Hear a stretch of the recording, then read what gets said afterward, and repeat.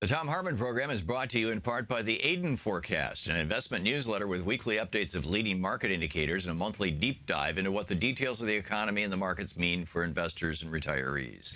On the web at aidenmarkets.com. Wines have some of the highest pesticide levels in our food chain. This hour brought to you by ecowine.com. Pesticide-free wines, organic wines, imported from France by the organic wine company, ecowine.com. The Thom Hartmann Program is brought to you in part by Super Beets.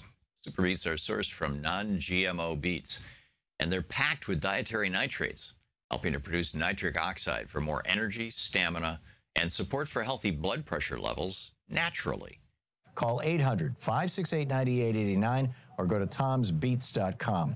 That's 800-568-9889, Thom's Beets, THOMSBEETS.com.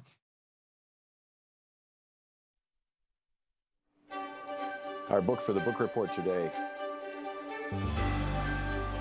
Our book for the book report today is Taking Bullets, Terrorism and Black Life in 21st Century America, Confronting White Nationalism, Supremacy, Privilege, Plutocracy, and Oligarchy, a Poet's Representation and Challenge by Haki R.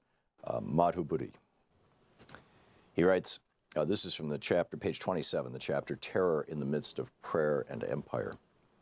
In our perpetual state of national mourning, where our eyes are watered out and our hearts cease to heal at the rate the Creator meant them to, we hold hands in profound silence as we remember the Mother Emanuel 9 of Charleston, South Carolina, those 9 mothers, fathers, sisters, and brothers. Even before burying, before black earth covered their caskets, too many ministers, media pundits, and plain white and black folks downgraded the terror that quickened their deaths of our finest in this land to the mental illness and race hatred, in quotes, of a single young white man. He may have acted alone, but he was not alone in his thinking, encouragement, gathering of arms, warped consciousness, confirmation, or ahistorical views, and yeses from the millions in the nation who proudly wear and display the Confederate flag above their hearts and fly it in all of its traitorous glory over a state capitol and other institutions. Again, we find ourselves at war with history and culture, entertaining another call for a national conversation on race and a president weary of trying to make sense of and comfort the grief-stricken nation with words from the highest office of the land. This was written while Obama was president. These are the facts, not an opinion or the ignorant ranting of compromised preachers and television pundits. A 21-year-old white man, a citizen of South Carolina, walked into the sacred and spiritual home of the Emmanuel African Methodist Episcopal Church of Charleston, the historic home of black liberation fighter Denmark Vesey, and fatally killed 9 of its members, including the pastor, during Bible study. This was a pure act of domestic terrorism. A modern-day lynching by a young white nationalist who coolly and calmly assassinated 9 black members of Mother Emanuel. Domestic violence and acts of terrorism are on the rise in the United States, as detailed by Charles Kurzman and Daniel Schanzer in their New York Times op-ed, The Other Threat, where they state that, quote, the main terrorist threat in the United States is not from violent Muslim extremists, but from right-wing extremists, end quote. In their national research, local police agencies across the country identified, quote, the militias, neo-Nazis, and sovereign citizens as the major threat the nation faces in regard to extremism, end quote. All of this is homegrown with international connections. Morris Dees and J. Richard Cohen of the Southern Poverty Law Center also writes in the New York Times article, Racists Without Borders, that, quote, Americans tend to view attacks like the mass murder in Charleston as isolated hate crimes, the work of a deranged racist or a group of zealots lashing out in anger unconnected to a broader movement. This view we can no longer afford to indulge. When, according to survivors, Mr. Roof told the victims at the prayer meeting that black people were, quote, taking over the country, he was expressing sentiments that unite white nationalists from the United States and Canada to Europe, Australia, and New Zealand. Unlike those of the civil rights era, whose main goal was to maintain Jim Crow in the American South, today's white supremacists don't see borders. They see a white tribe under attack by people of color across the globe. The end of white rule in Rhodesia, now Zimbabwe, and South Africa, they believe, foreshadowed an apocalyptic future for all white people, a white genocide that must be stopped before it's too late. End of quote. The internationalization of terrorism is not a foreign theory in today's social media world. Dees and Cohen will be speaking at a conference in Budapest about this transnational white supremacism that is emerging as the world grows more connected technologically. The message of white genocide is spreading. Also, David J. Whitaker's Terrorism, Understanding the Global Threat, gives another view. Clearly, our rush to forgive this mass murderer within 96 hours of this supreme tragedy is misguided, anti-human, and does not allow for properly grieving the fallen. As perfectly scripted, displaying the permanent effectiveness of Christian acculturation on the Sunday, June 21st, 2015 morning services at Mother Emanuel Church, the black Christians out-Christianed their white brothers and sisters. Before the morning sermon, the presiding elder, Reverend Norvell Goff Sr., found it necessary to thank the local, state, and federal law enforcement agencies for doing their job. He also stated, quote, "A lot of folks expected us to do something strange and break out in a riot. Well, they just don't know us. We are people of faith," end quote. I find this statement inappropriate, insensitive, and ahistorical, implying, whether he meant it or not, that the recent uprising and rebellions in Ferguson, New York, Cleveland, and other parts of the nation were riots and did not include black people of faith, and that somehow they were strange in their social, political, and economic activism. Informed people do not riot against injustice or white terrorism. They study, organize, and strategically struggle at all levels, in the streets, on the campus, in front of the White House, and in corporate boardrooms. Dylan Roof his stated intentions were to start a race war, and informed black leadership understands that we cannot pray this away or appeal to any law enforcement agency that all across the country, including Charleston, has been seriously compromised. To label black reaction to murder, terrorism, deep unemployment, substandard housing, etc., is as riot as to blame the victim. Greetings, my friends, patriots, lovers of democracy, truth, and justice, believers in peace, freedom, and the American way. The American way, I always thought, included, like, comedy and being critical of people in power. I've just, you know, Louise and I watched the White House Correspondents' Dinner. We've been to two of them, and both of them when President Obama was in the White House and was showing up. In fact, we were in the room when Obama basically peeled the skin off Donald Trump, and I think that's the reason that Trump won't come back to the White House Correspondents' Dinner. He was so humiliated. Earlier in the evening, Louise had humiliated him down in the Washington Post room by suggesting that he had plugs in the front of his hairline, and then that happened. You know, and then he goes to the main room, and Obama takes him apart. But you know, apparently it's fine if it's the president saying it, but not if it's a female comedian. Is that the deal? I mean, the White House Correspondents Association has now apologized for Michelle Wolf. This is bizarre. They read, "Last night's program was meant to offer a unifying message about our common commitment to a vigorous and free press, while honoring civility, great reporting, and scholarship winners, not to divide people." What? I thought last night's event, and now it's a couple nights, was meant to celebrate the First Amendment, freedom of speech, the role of the press in holding the rich and powerful accountable. I mean, that was the whole basis of Jefferson's statement that, you know, if he was given a choice between living in a country with a government but no newspapers versus a country where you had no newspaper or newspapers but no government, he would surely choose newspapers and no government. I mean, it's just... And then they say, unfortunately, the entertainer's monologue was not in the spirit of that mission. Well, if that's your mission, to celebrate civility and scholarship winners, then, you know, take it someplace else. That's not the press's job. The press's job has never been to honor civility. It's been to honor incivility, if anything. You know, what are we saying? What are we doing? This is, you know, and then Christian Christensen tweets, "Pathetic to see the White House Correspondents Administration cave in and attack the comedian they hired to roast an administration led by a guy who bragged about sexual assault, talked about shooting Muslims with bullets tipped in pig blood, and undermines and attacks the free press on a daily basis. Amen. You know, I think the thing that the members, the press members in the room were really upset about was when Michelle Wolf said, he can't sell steaks or vodka or water or college or ties or Eric, but he has helped you. He's helped you sell your papers and your books and your TV. You helped create this monster, and now you're profiting off him. That was what she said that really upset the people in the room. But I think that there was also a misunderstanding, and maybe I'm wrong on this. You listen to this and tell me what you hear. I thought, both Louise and I thought, in fact, I turned to Louise when Michelle Wolf said this, and I said, whoa, she's going for fat jokes? Sarah Sanders is overweight, and you know, burning fat is a phrase that we're all real familiar with from a zillion TV ads for the last 3 decades or more. And that's what I thought she said. And I think that a lot of people thought she said that, and that was the initial blowback for, oh, really? You're going after Sarah Sanders' appearance?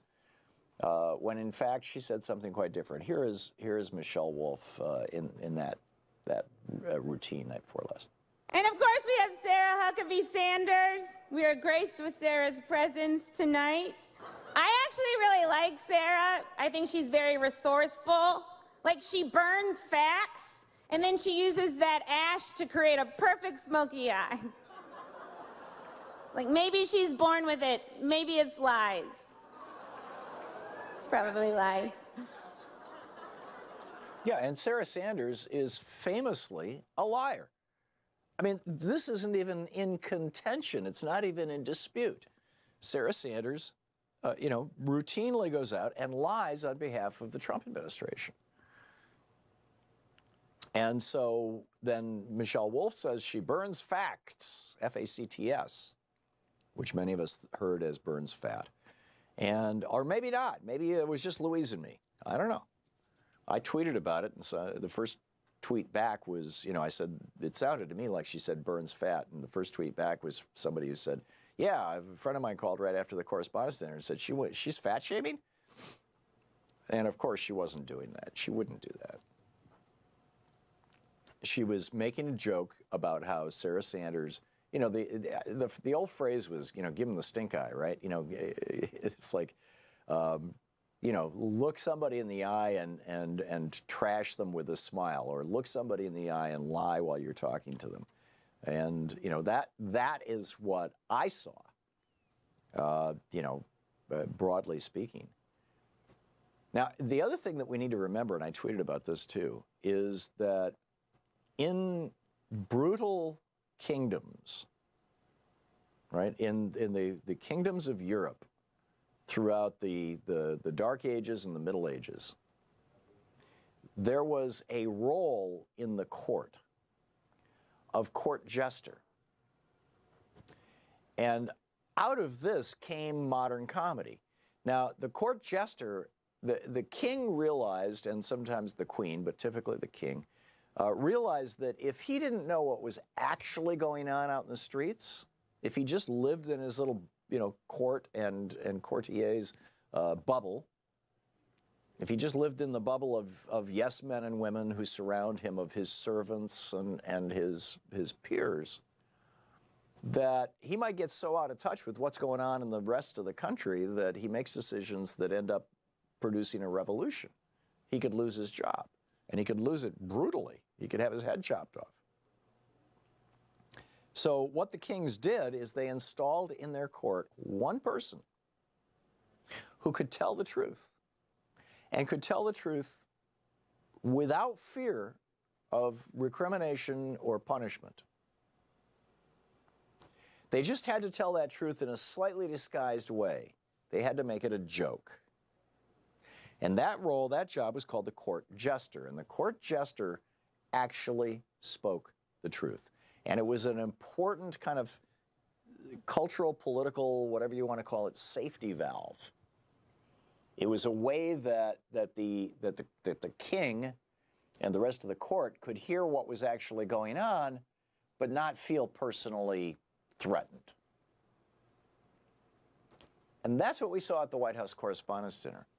In the finest tradition of court jesters, you had Michelle Wolf telling the truth about Sarah Sanders, that she's a liar. Saying, you know, hey, she burns facts and she turns it into ice. She takes the ash and makes eyeshadow out of it. Isn't that resourceful? I would say if Michelle Wolf was guilty of anything, it was constructing a joke that operated on 2 or 3 different levels and was relatively subtle, and therefore many people didn't understand it. And in fact, you know, she had to tweet out, hey, you know, wait a minute, I was just talking about how resourceful she was. Rob Reiner tweets, I attended the White House Correspondents' Dinner last night. Donald Trump has so poisoned the atmosphere by attacking the disabled, Gold Star parents, Muslims, Mexicans, blacks, women, the press, the rule of law, that a comedian who simply tells the truth is offensive? She's joking. Trump's not. Michelle Wolf tweeted, why are you guys making this about Sarah's looks? I said she burns facts and uses the ash to create a perfect smoky eye. I complimented her eye makeup and her ingenuity of materials. And I tweeted back to Michelle Wolf. Unfortunately, many of us heard that as burns fat. I suspect many are reacting to that. Michelle did a spectacular job of being the court jester. Let's remember that that role was always protected in kingdoms, as the court jester was the only person who could speak truth to power. And then Danielle Blevins replies to my tweet, first reply to my tweet. She says, a friend called me late Saturday night believing that Wolf had said fat. She was not amused with that. Bingo. Kathy Griffin was tweeting about this at some length. She says, Michelle Wolf took no prisoners last night. She roasted Trump, Pence, White House staffers, the media, and media personalities. She was hired to do a roast. That was her job. She wasn't hired to offer media analysis or be fair and balanced. She was hired to poke fun at powerful people. A comic's job, Kathy Griffin tweets, is to go over the line and then push the line and then go over the line again. She is so right.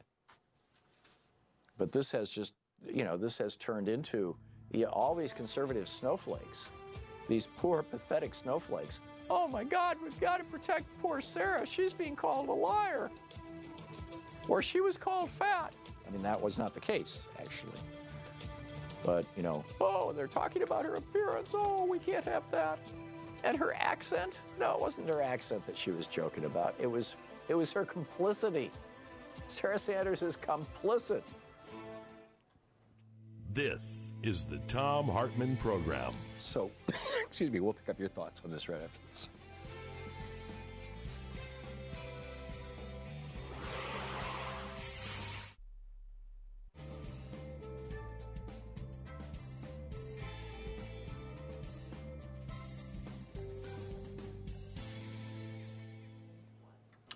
And welcome back. Oh, my goodness. Jana in Pacifica, California. Hey, Jana, what's on your mind today? Hi, good morning, Tom.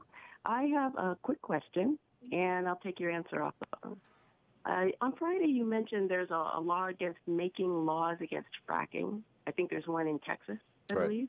Yeah. And you also talked quite a bit about the law against gathering information about gun violence. Mm-hmm. And these laws seem to me like they're an abuse of our system of governing. Shouldn't there be a law against making any law that either forbids gathering information that's going to be used to improve public safety or health, or that forbids a certain category of law? Thanks, Tom. Yeah, you're welcome, Jana. Thanks. Yeah, the Dickey Amendment was passed years ago, and it bans the federal government from engaging in research about gun violence. And I think it's outrageous. I mean, it's been the case for several decades. And and it's just wrong. I'm not sure that a law banning things would do it. But and then of course it's not just you know, the law banning local communities from banning fracking, which has appeared in Texas, and there are efforts to do similar laws in most Republican-controlled states. They also have laws, they have successfully passed laws, making it illegal for you to take any pictures, even from a remote location or a drone, of animal feed operations, or feed animal operations, of, you know, of corporate farms and things like that. But but I wanted to talk about Michelle Wolf. Let me see if I got a caller on that topic. Yeah, there we go. Anthony in Georgetown, Kentucky. Hey, Anthony, what's on your mind? Tom, love your show, man. Hey, the other night when we were watching this, my wife is, staunch progressive, and we're watching it. And if there's one thing we like is to go to comedy shows, Comedy Works. We like to see all the upcoming comics all around, and it got to a point where my wife looked at me and she says, "Man, I'm struggling with this. Are you struggling?" I said, "Well, some of it's not funny." I said, and you could definitely almost feel through the television just the tension in the room. But I'm kind of old school, and I always thought, why don't they keep the guys like a Jay Leno or somebody in there, because they get both sides of it, and it's still pretty, it's not always completely clean. But, she did Don Rickles last night, Anthony, if you're old enough to remember Don Rickles. Don Rickles is one of my favorite, but Don was still in a way where, he could hit Dean Martin on the left. Now, Anthony, the difference is that when Don Rickles, or with any traditional roast, when they roasted Obama, they made fun of Obama. When they roasted George W. Bush, they made fun of Bush. But the difference is that Obama sat there and laughed along with the jokes, as did the members of administration. True. George W. Bush laughed along with jokes. Jokes about him killing people. There were some pretty awful, brutal jokes told about George W. Bush in many of the 8 roasts that he endured during his presidency. But he always laughed along with it. These guys did not laugh, and that's what created the tension, and I think that's what's really, and Anthony, thanks for the call, I think that's what should be criticized, frankly. What, you can't take a joke? You poor, pathetic conservative snowflakes, you can't take a joke? We'll be right back.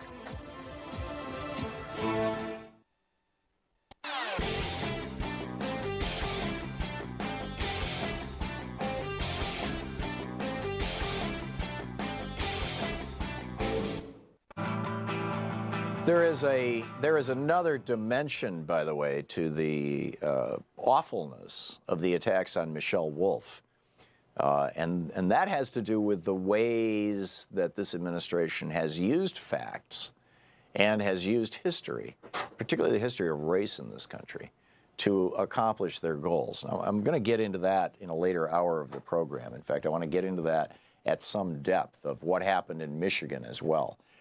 Which I think was far more outrageous than what Michelle Wolf did. But we'll talk about that later on. Let's just finish this topic first. John in Minneapolis. Hey, John, your thoughts? Yeah, I think there shouldn't be a correspondent dinner. I really think there should be a very, very strong, especially with the press, a separation between the two. And an adversarial press would really be the best.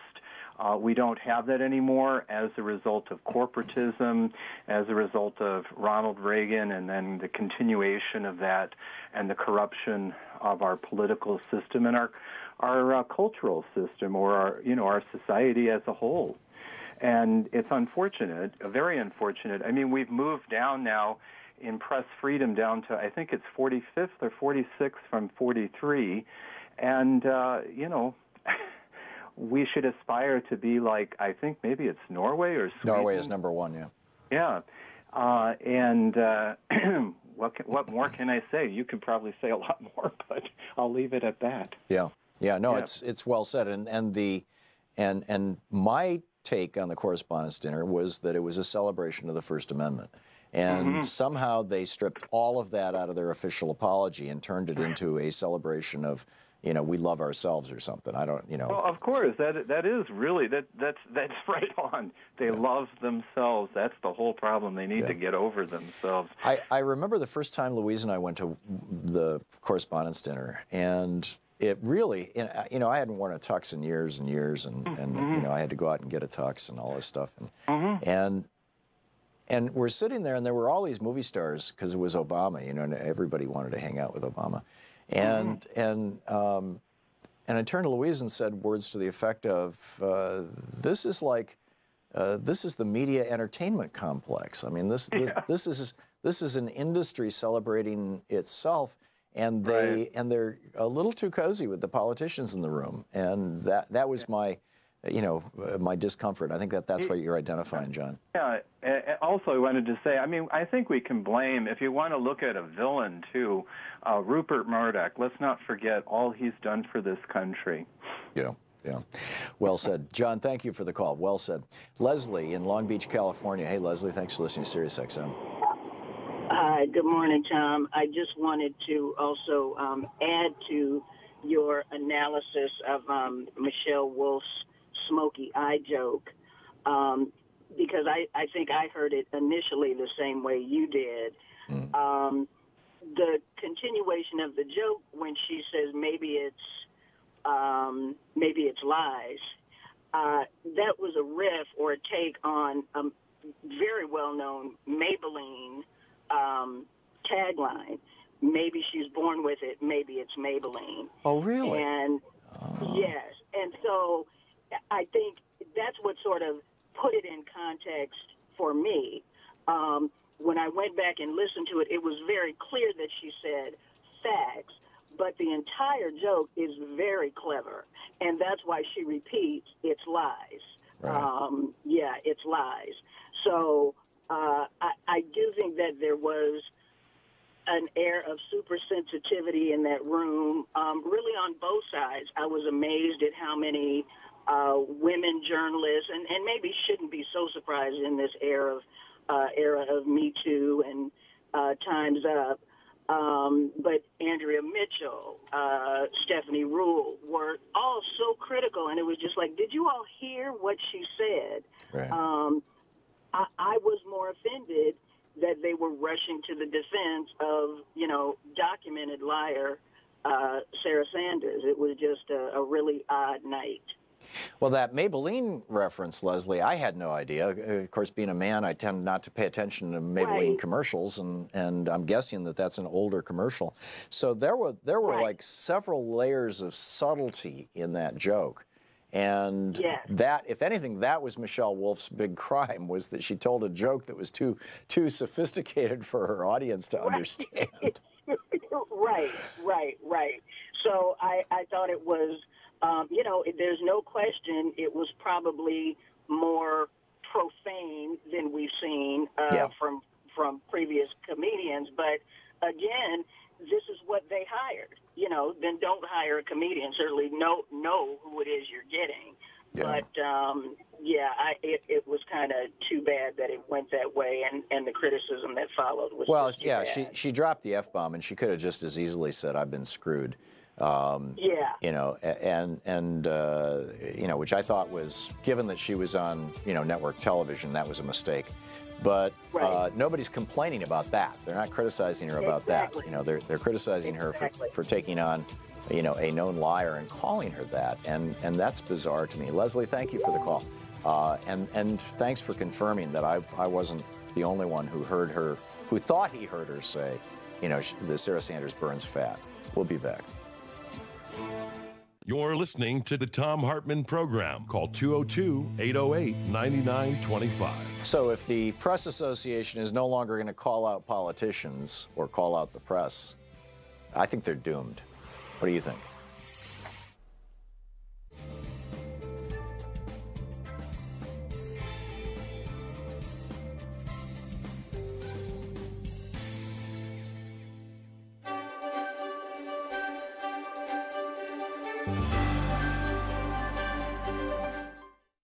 Thom Hartmann University Book Club today. We're reading from It's Even Worse Than You Think, What the Trump Administration is Doing to America by David K. Johnston. This is from page 61, the chapter titled Forgetting the Forgotten Man. In 2010, the U.S. Department of Labor created a website to honor workers who died on the job.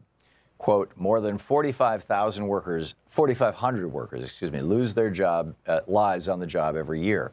Below are the names of just a few who have died in recent months. OSHA's mission is to prevent workplace injuries, illnesses, and death, end quote. That Occupational Safety and Health Administration webpage was intended to highlight and humanize workplace deaths, to ensure awareness of tragedies, especially those that could have been avoided. According to Jordan Barab, an Assistant Secretary of Labor during the Obama administration. Barab explained, without information like this, fatality statistics are just raw, sterile numbers. The purpose of adding names and circumstances was to impress people with the tragedy that workers and their families face day after day. In August 2017, Trump's Labor Department quietly removed the preamble and the names when it killed the web page. It also took down, without public announcement, the fatality inspection data for all years prior to 2017. Those were just two of many other Trump administration actions inimical to worker safety. Others included no longer posting press releases about deaths resulting from unsafe working conditions, delaying rules to reduce sickness and death from inhaling silica and beryllium at work, delaying rules to lower the risk of railroad engineers and truck drivers falling asleep at the switch or wheel because of untreated sleep apnea, and the appointment to the Supreme Court of a judge who held that a company had the right to fire a worker who chose not to freeze to death on the job. A reasonable person listening to Donald Trump's inaugural address would never have expected these and other actions, assuming he believed what Trump said. Trump declared, "The forgotten men and women of our country will be forgotten no more. You came by the tens of millions to become part of a historic movement, the likes of which the world has never seen before. At the center of this movement is a crucial conviction that a nation exists to serve its citizens," end quote. Those men and women were forgotten again the following week. And it's not just workers whose interests were forgotten, not to mention who were put in danger. By deciding not to implement a rule to reduce the chances of truck drivers and train operators falling asleep at the wheel, Trump put at risk the lives of families driving along the highway, people riding on passenger trains, and many others. The White House called it President Trump's war on regulation. In his weekly radio address in early May, he declared that we've removed one job-killing regulation after another, and they're not pretty, and they're going. And believe me, we're just getting started on regulations. They're gone. Removal of data on workplace deaths, which averaged 13 per day, infuriated Jordan Barab, who was Obama's number 2 at OSHA. As a private citizen, Barab created a web page to keep track of the names of the dead and the reasons they were killed on the job. He called it, "OSHA won't tell you who died in the workplace, we will." After the election, Barab's concerns that the Trump administration would be bad for workers increased when he asked where the Trump beachhead team was and learned that none was coming. Each incoming administrator sends people to scope out federal agencies, learn who does what, and get a feel for the place in advance. Then the incoming administration sends its landing team, the people who will initially implement its policies for each agenda or at each agency. When no beachhead team came up, Barab figured it meant worker safety simply was not a priority for Trump. He hoped that was the worst of it, nothing more than apathy about worker safety. But when the landing team arrived, Barab realized trouble was coming for American workers, and it was not official apathy, but the start of assaults on workers' rights and safety. Barab said most of them had no idea they were going to labor and no interest in workers' issues either. What they did have was a mandate to delay, repeal, or weaken regulations that protected workers as part of Trump's plan to eliminate, quote, any regulation that is outdated, unnecessary, bad for workers, or contrary to the national interest, end quote. The first sign came when Trump nominated Judge Neil Gorsuch to the Supreme Court. Gorsuch was an acolyte of Antonin Scalia, whose seat he would be taking. Like Scalia, he said statutes should be literally read, and if that made no sense, well, that was a problem for Congress. Also like Scalia, he had a habit of consulting dictionaries, often following Scalia's practice of relying on the third, fourth, or even lesser definition of a word when it supported his jurisprudence. Trump's nomination alarmed unions. Jody Calamine, a communications worker of America lawyer, told Gorsuch's Senate confirmation hearing that Gorsuch, quote, is a threat to working people's health and safety, end quote. Calamine cited Gorsuch's dissent in the 2016 case to make his point. That dissent, he said, reveals an anti-worker bias and features the judicial activism that will ultimately put workers' lives at risk, end quote. Those are unusually strong words about a Supreme Court nominee, but a review of the case shows Gorsuch has little regard for human life, at least when it comes to employers' power over their workers. He considers a rigid interpretation of the law more important. The case was about a law Congress passed giving workers the right to refuse dangerous tasks. Gorsuch said, no, you may not refuse. It's Even Worse Than You Think by David K. Johnston.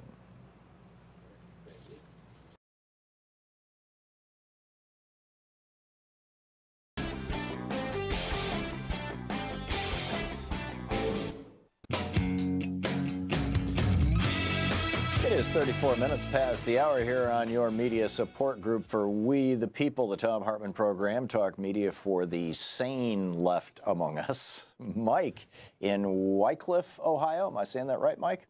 That's Wycliffe, Ohio. Wycliffe. Tom. Okay, what's up? Professor, I find it amazing that the Republicans are offended now. They repeatedly make fun of people of our bent, that we're snowflakes. You have to learn how to be politically incorrect and take it. Right. Like Donald Trump dishes it out. Well, Michelle Wolf dished it out, and now who are the snowflakes, Tom? I know. Now, I'm offended. I'm offended. I watched a little bit of Joe Scarborough this morning. And I saw political commentators, this was wrong and we shouldn't talk like this. The average Republican respects that kind of talk. And it amazes me that they're so offended by what? Not being politically correct. It's faux outrage, Mike. It's phony outrage. Well, sure. They're so good at this, you know? I can tell you, Tom, as a retired operating engineer, and oh, by the way, in the state of Ohio, my local brought Donald Trump and one of the most virulently anti-union congressmen, Jim Renacci, to our training site, and I was offended by it. And as an old trade unionist, you fight fire with fire. You don't play nice with people on the opposite side because they will destroy you. So I give all the credit in the world to Michelle Wolf. And if their ears were offended and they had to walk out because they couldn't take it, well, I call them snowflakes. Yep. Do you agree? I do, and one of the things I was really curious about is to see how many snowflakes call into the show today to complain about Michelle Wolf, and we'll find out. We've got a full board. Every single line is filled right now with people who want to talk about this, so let's get to those calls. Mike, I got to run. Thank you for the call. Brad in Elk Grove Village, Illinois. Hey, Brad, thanks for listening to WCPT. What's up? Yes, Tom, I love your program, and it's very informative, very intellectual, and that means a lot to me. Anyway, my whole thing about this, the thing that's going on with Michelle Wolf, the fall outrage, she's a woman criticizing another woman. And why can't women do that? Yeah. My point is, too, Trump doesn't attend this correspondence dinner. He sends a sacrificial lamb, Sarah Sanders, to take the abuse. And the other part about Sarah Sanders, and I want to make this clear, look at her face. Has this woman ever smiled or laughed in any time you've seen her? Because I think what happens is your face grows the way you use it. And I think she's always scowling, frowning, or smirking, and I think that comes across in the way she looks. Well, maybe. I have seen Sarah Sanders laugh. I've never seen Donald Trump laugh, and that concerns me. And I've never heard him, tell a joke or basically smile or laugh. But and Brad, thank you for the call. Your comment about her face. Abraham Lincoln once made the comment to his, I believe it was to his Secretary of State, and they were talking about a third party. They were talking about one of the Union generals. And Lincoln said, "I don't like that man. I don't like his face." And I don't remember if it was Stewart or who it was. But anyhow, the guy he was talking to, this is a relatively famous Lincoln story. I'm pretty sure that I read this in Walt Whitman's biography of him. And the guy said, what? He was born with that face. How can you criticize a man for his face? And Lincoln said, no, he was born with the face he was born with, but the face he has now as a man is the face that he has made. And there's some truth to that, I suppose. But on the other hand, you know, picking on people's appearance. Janet in Ypsilanti, Michigan. Janet, your thoughts? Yeah, Tom, I watched the speech, and I think the truest joke, which I didn't see really as a joke, was Michelle's comment about the press handing the election to Trump. Yeah. It was constant. He was in our face. They were playing his speeches. They just threw him at us constantly. They still do. CNN, MSNBC, that's right. They're still complicit. So how dare them feel like they're insulted? Well, that raises the question. How in the world can they sit there and listen to Huckabee Sanders, who is nothing but a bubble of lies when she comes out there? They know she's going to lie when she comes out there. I mean, this thing with Hoekstra over in Denmark or wherever it was, where that press just kept pressing him to get an answer. Yeah, this was Pete Hoekstra, the former congressman from Michigan, right-wing Tea Party guy who was made ambassador to Denmark, and who had said there are no-go zones in Holland where Christian white people can't go because the brown-skinned Muslims have so locked it up. And so the press there said, okay, where's the no-go zone? The police cars are being blown up and the cops are being shot and all that. Yeah, and the press went to Hoekstra and said, where's the no-go zone? And he was like, we just made that up. You know, I mean, he actually didn't cop to it. He never did cop to it. He never told the truth. It up. He denied that he said it, and they played it back. And I mean, oh, that's right. And they played it for him. Yes, they played it for him, and he's turned his back to them. Yeah, it's pretty bizarre. You know, I mean, these people have put us through a year and a half of listening to the crap and the bad policies that they've pushed, and they expect us to smile and be happy about it? Well, and the other question that comes up is, you know, obviously a message is being sent by the White House Correspondents Association to future participants in these kind of events that do not criticize people in power anymore. We have a new America. We're not allowed to criticize people in power. But also, you know, but the other question is, are they also sending the message, do not criticize the press? We were offended by that. We're not going to point it out, but, you know, that's really what upset us. And I sure hope that that's not the case. Janet, I have to move along, but thank you for the call. Michael in Imperial Beach, California. Hey, Michael, what's up? Hey, Mr. Hartmann, about Michelle Wolf. I loved her whole critique, but to me, it was her last two statements that were the most poignant. She said, well, like a young child brought here by my parents and haven't done anything wrong, I have to get the blank out of here. Awesome. And then the last thing she said, while Trumpster was in Michigan, of all places, she said, and Flint still doesn't have clean drinking water. Right. So, Tom, one, could the federal government step in to fix the problem instantly in Flint, or is it a state issue? And second, have you ever heard Donald Trump talk about his Americans having to deal with poison water? Thanks, Tom. Yeah, thank you, Michael. This is something that FEMA could do. The Federal Emergency Management Agency, they could, you know, basically at the federal level declare Flint an emergency zone and go in and replace all the copper pipes or all the lead pipes with copper pipes. I mean, they could easily do that, but they're not going to because it's a largely black community. And this administration, the Trump administration, and this is what I want to talk about in the next hour, is exclusively committed to serving white people. Michael, thank you for the call. Hal in Portland, Oregon. Hey, Hal, what's up? Hey, Tom. I'm one of the duty to warn shrinks. Okay. But I want to talk from Michigan State. I wrote about this in Daily Kos yesterday, and it was on the front page all day, and it was what I think was Michelle Wolf's most biting comment. She likened Sarah Sanders to Aunt Lydia. Now, I didn't get that. I don't know who Aunt Lydia is. Okay, that's it. She is the most reprehensible, psychopathic, monstrous character, absolute sadist in handmaid's Tale. Oh. And the is she the kind of hatchet-faced woman who runs the whatever they call that thing where the fertile women live? I'll tweet you the link. The faces of the actress and Sanders are very similar. The personalities of taking delight in torturing women, that was a absolute horrendous thing to say. I mean, it was true. Yeah. If I was Michelle Wolf, I would have said, when there was no reaction in the audience, I would have paused and said, Handmaid's Tale? Right. Google it. Right.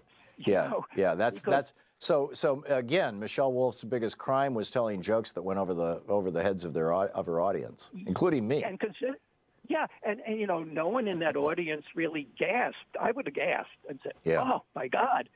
So the audience was not filled with people who have been watching Hulu's Handmaid's Tale. Yeah, or read the book. Right. Right. Well, it's a movie. it's a book. Yeah, you know, you're not going to have people reading that. But yeah, it's too bad. I mean, very literary reference. Yeah. But I will tweet you the link. Okay. Hal, thank you. Story. Thanks for that. That's that. Now it's starting to make sense. I was wondering, you know, was this something out of a Dickens story? Was this something out of Uncle Tom's Cabin? It would be Simon Legree. Yeah. Simon Legree. Yeah, you're absolutely right in that case. Who's a man, not a woman, but you know. Yeah, exactly. What was her name? Aunt what? Aunt Lydia. Aunt Lydia. Thank you, Hal. I'll check that out. I appreciate it. We'll be right back. To Thom Hartmann. Visit thomhartmann.com for audio and video archives. We'll be back with more of your calls and the news of the day right after this.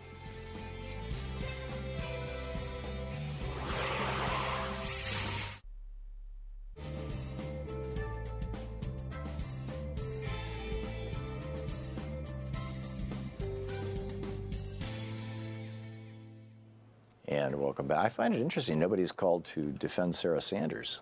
Jim in Malden, Mass. Hey, Jim. Thanks for watching Free Speech. Hey, Tom. Love your show as always. This is related actually closely to what the last caller was talking about the Handmaid's Tale Aunt Lydia comparison. Mm-hmm. Sarah Huckabee Sanders' official Facebook page, her second most recent posting, mentions, Michelle Wolf thought it was funny comparing me to Aunt Lydia from The Handmaid's Tale, but I am proud to be associated with that hardworking and fearless woman. In fact, I think I'm going to ask my friends to call me Aunt Lydia from now on. Good night and God bless. Wait a minute. You're making this up, right, Jim? I am not making this up. It's at facebook.com/deputy press secretary. That is insane. You know. Yeah, I mean, she's like the most vile character I've ever seen on any show. Like total, police state fascist theocracy. Facebook.com/what again? Facebook.com/D deputy, P press, S secretary. And it's from April 28th at 11:48 p.m. There's another couple of sentences before that. I don't want to read the whole thing on your show. So yeah. That just put my jaw on the floor. Like either she has no familiarity with the book or the show. I never read the book, but I've watched the show, or she. I've watched 2 episodes of Handmaid's Tale, so I know who this woman is, but I haven't watched enough of it to get a sense. But you're absolutely right. Michelle Wolf thought it was funny comparing me to Aunt Lydia from The Handmaid's Tale, but I'm proud to be associated with that hardworking and fearless woman. Yeah. And I've seen some folks on Facebook saying, "Oh, she was talking about the actress.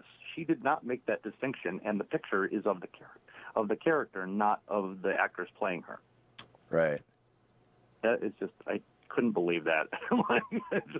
That's astonishing. Seen or read anybody talking about it, so I already called in to Stephanie's show, and I figured I'd point it out on your show too. Yeah.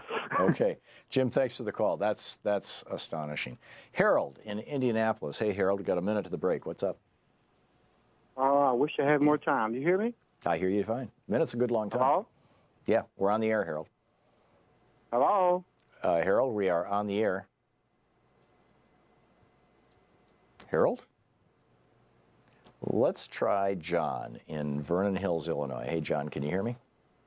Sure can, Tom. Okay, you got a minute.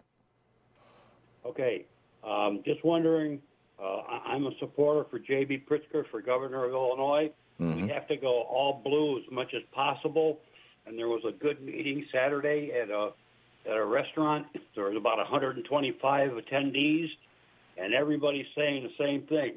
Don't be complacent. Get out there and do something, just like you. You're the reason I'm involved politically. I'm volunteering again. This is the 3rd time I've done that. Every time there's an election coming up, because of you tagged me, I'm it. Okay, good on you, John. So has Illinois had their primary, or is Pritzker still in the primary? No, he won the primary in a landslide. Now he's against Governor Ruiner. Ah, okay. And, He's not asking for any money because he's a billionaire, and that's one of the things they stress. Well, so is Rauner, isn't he? This is like the battle of the billionaires now. Correct. It's amazing stuff, but it's good to have progressive billionaires. I'm all in favor of that. And the Pritzker family has been a big supporter of progressive causes for years and years.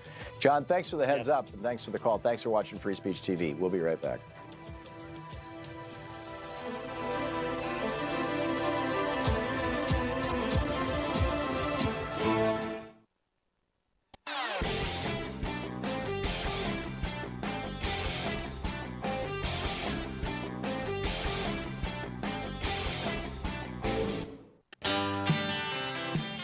So over at Facebook.com/Deputy Press Secretary, capital D, capital P, capital S, Facebook.com/Deputy Press Secretary, Sarah Sanders posted this night before last in the evening. She says, I don't think I can go to sleep tonight until I say a few things publicly. Michelle Wolf thought it was funny comparing me to Aunt Lydia from The Handmaid's Tale. Now, Aunt Lydia is the kind of hatchet-faced woman who, and I don't know where that phrase came from. I always thought of it kind of hard-faced woman. And, you know, men could be described that way, too. It's a phrase I've used, John D. McDonnell's used for years.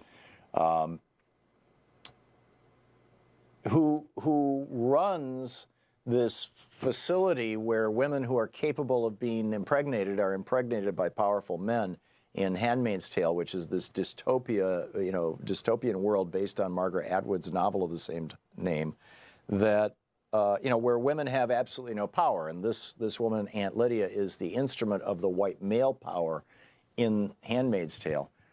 And so anyhow, she says, Michelle Wolf thought it was funny comparing me to Aunt Lydia from Handmaid's Tale, but I'm proud to be associated with that hardworking and fearless woman. In fact, I think I'm going to ask friends to call me Aunt Lydia from now on.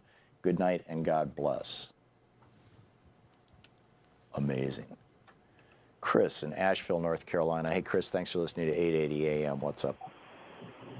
Well, you know, I find this whole thing be disturbing on a lot of levels. Just talking about the comedy event, you know, on one level, making this into an annual, you know, blame game of who's offended by who. I identify as a liberal, but I'm really disaffected with the whole liberal movement lately because I feel like there's a lot of talk about words and who's offended by saying what and who's got the right to talk about what things without offending somebody else. What's your point, Chris? The point is that this whole thing is a big waste of time. People ought to be free to talk about and say that the words they want to say. People attacking the Republicans for being hypocrites are being hypocrites themselves because half the time they're complaining about you know, who's got the right to be offended by what and all this social justice, super politically correct stuff. I think there are. Chris, I'm hearing what I'm hearing is a word salad of buzzwords that I would typically hear on Fox News or right-wing hate radio, but no, I'm hearing no coherent message here. So I'm going to move along. Gina in Gilberts, Illinois. Hey, Gina, thanks for listening to WCPT. What's up? Hi, Tom. Thanks for taking my call. I didn't watch the Correspondence Dinner, but I have tuned into all the comments and the tweets, and I went on YouTube to see the highlights and everything. And I've always been a big fan of the roast, even since from the Dean Martin days. But I thought that there was never a time during those original roasts where you ever doubted that people were kidding around, you know. The jokes. Well, that's because the subjects were always laughing. Well, yes, exactly. That's my point. And even the subjects of the roast were, everybody was in on it. You know, they were overacted, they were fun. And the first time I think that changed is when they roasted Pamela Sue Anderson. And they really got down and dirty with her. I mean, they were calling her a slut, and it was very mean-spirited, you know, and that changed kind of how the roasts, to me, in my mind, were. The problem I have with the Trump administration, everybody around him, is their total lack of humor, as well as their lack of humanity. And I hate the insults, the ugliness, the name-calling, the petty, that on and on, it never ends. But more than that, I think what I hate about Trump and his people is that he brings out the worst in everybody else. Yeah. And one of the things I've always loved about the Obamas, and it's just Michelle's saying through their campaign and everything, when they go low, we go high. Right. And I've always loved that. I even have a bracelet with that and everything. But I think Trump has kind of dragged us all way down into the mud with them. And sometimes I hate what the rest of us have kind of become, you know? To me, it seems like the dinner was like this passive-aggressive way of directing our hate for him toward her. Well, I don't think it was all passive, Gina. I mean, what Michelle Wolf did is what comedians are supposed to do, which is call out power and privilege. I guess, but I just think it's a little different than kind of how the roasts were intended to be, you know? And I just kind of think when we sort of become the thing that we hate, I don't know, how do we tell the difference after a while? We're all covered in the mud, you know? I didn't hear Michelle. Okay, the things that we hate about the Trump administration are that they are openly and nakedly catering to white racists and white supremacists. I didn't hear any racial invective coming from Michelle Wolf. Well, one of the things we hate about the Trump administration is that they literally lie every day. And Sarah Sanders repeats Trump's lies. And that's well documented. And I didn't hear any lies from Michelle Wolf last night. And one of the things that we hate about the Trump administration is that they are continually looking for ways to increase the levels of pollution that we all live with in exchange for large donations from the fossil fuel industry and the Koch network. I didn't hear anything from Michelle Wolf that was suggesting that we should be poisoning more people. Basically, Gina, I don't get this equivalence that you're making. I think it's a completely false equivalence. I don't see us being them at all. I saw Michelle Wolf as calling them out. I guess I'm just remembering when Obama was at the dinner. Even his humor directed at Trump, who I'm sure he can't stand the guy then, now, ever. It was just different. You know what I mean? Was not at all. And I go back and watch that clip, Gina. I was in the room when that happened. Trump just took the bark off. Obama just took the bark off Trump. He totally went after it. Anyhow, Gina, your point was made. I need to move along. Mike in Munster, Indiana. Hey, Mike, your thoughts? I was just going to echo what your last caller said. So she took the wind out of my sails. Yeah, I felt the venue was bad for, it's always been a more diplomatic thing, and I wish it kind of just one night a year, lay your weapons at the door, keep it light. But is that the job of the press, Mike? Pardon me? Is that the job of the press, to lay their weapons at the door and keep it light? I mean, this was a dinner celebrating the First Amendment. Pardon me? This was a dinner celebrating the First Amendment. Freedom of speech. Sure, and it could have been a dinner celebrating diplomacy and being diplomatic and good-natured and not attacking. So you're with the Neville Chamberlain wing, basically. Yeah, maybe he's a bad guy, but we can get along with him. No. We shouldn't really call him every out. night in the news. Trump, they hold. I think they hold his feet to the fire. CNN, MSNBC, of course, Fox doesn't. So I'm just saying, one night, and he'll be gone. See, I think that's the death of the press, Mike. He's Mike. going to be gone, and we got to keep the moderate. No, then Trump will be gone, and we've got a new standard of we don't call out people who are frankly destroying our country. I'm just talking about one night. It's a correspondence dinner. It's not a debate. As a member of the press, as peripheral as I may be, and although I did do news, I did actual news for 7 years. I'm offended by that perspective, Mike. That the press should pull its punches. I don't get it. Mike, thank you for the call. I mean, I get it that you get it, but I strongly disagree. We'll be back.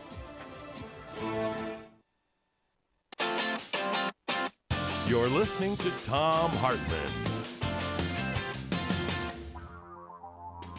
From United...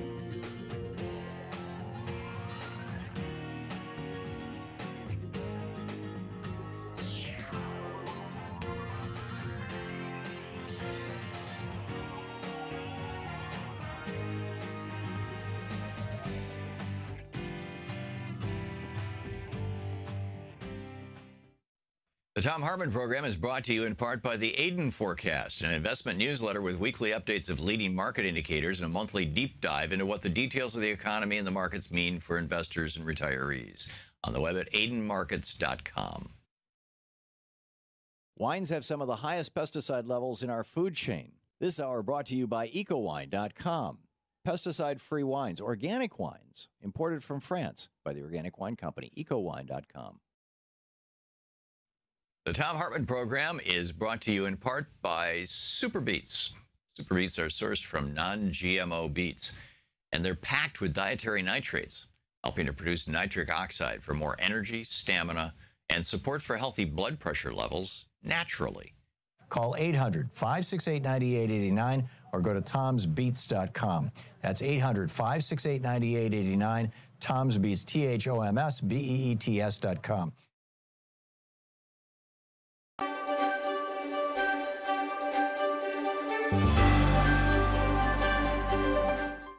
It's the Thom Hartmann University Book Club. Today we're reading from The Undercommons, Fugitive Planning and Black Study by Stefano Harney and Fred Moten.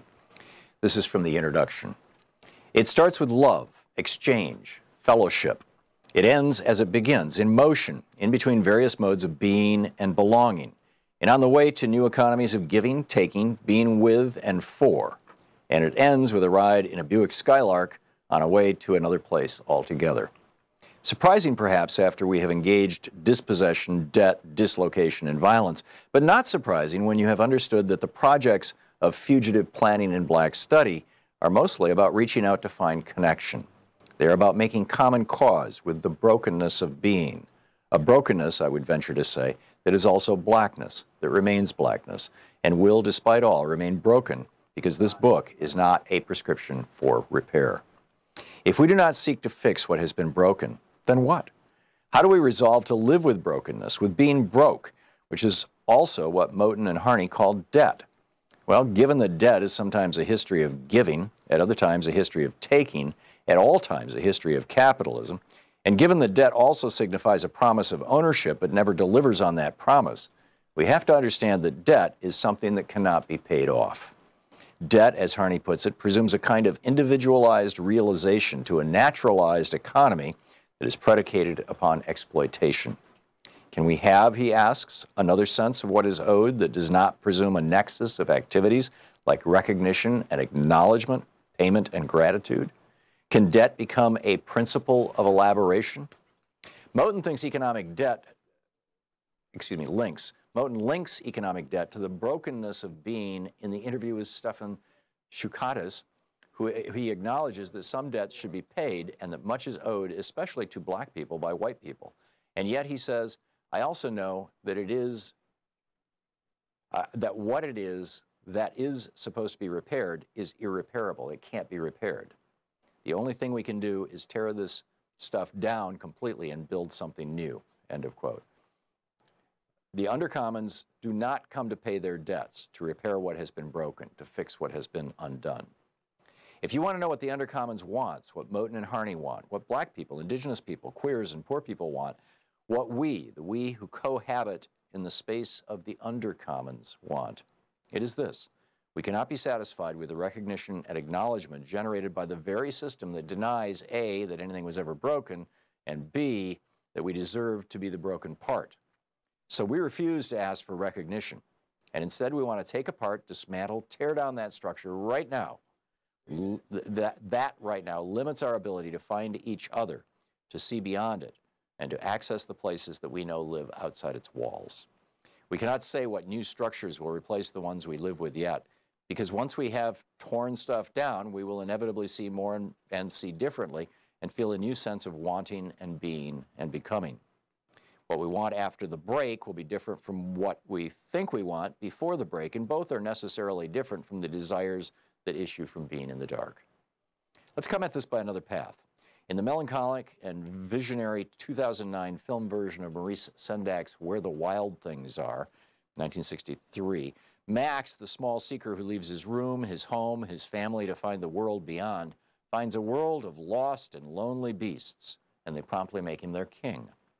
Max is the first king the wild things have had, whom they did not eat, and who did not, in turn, try to eat them. And the beasts are the first grown things that Max has met who want his opinion, his judgment, and his rule. Max's power is that he is small while they are big. He promises the beasts that he has no plans to eat them, and that this is more than anyone has ever promised them. He promises them that he will find ways through and around and will slip through the cracks and re-crack the cracks if they fill up. He promises to keep sadness at bay and to make the world with the wild creatures that roared their terrible roars and gnashed their terrible teeth and rolled their terrible eyes and showed their terrible claws.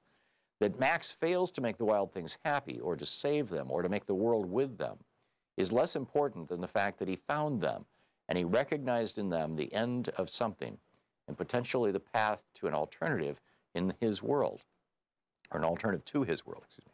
The wild things were not the utopian creatures of fairy tales. They were the rejected and lost subjects of the world Max had left behind. And because he shuttles between the Oedipal land where his mother rules and the ruined world of the wild, he knows the parameters of the real. He sees what is included and what is left out. And he is now able to set sail for another place, a place that is neither the home he left nor the home to which he wants to return. Moten and Harney want to gesture to another place, a wild place that is not simply the leftover space that limbs real and regulated zones of polite society. Rather, it is a wild place that continuously produces its own unregulated wilderness. The zone we enter through Moten and Harney is ongoing and exists in the present, and as Harney puts it, some kind of demand is already being enacted, fulfilled in the call itself. While describing the riots of London in 2011, Harney suggests that the riots and insurrections do not separate out the request, the demand, and the call. Rather, they enact the one in the other. The book is The Undercommons, Fugitive Planning and Black Study.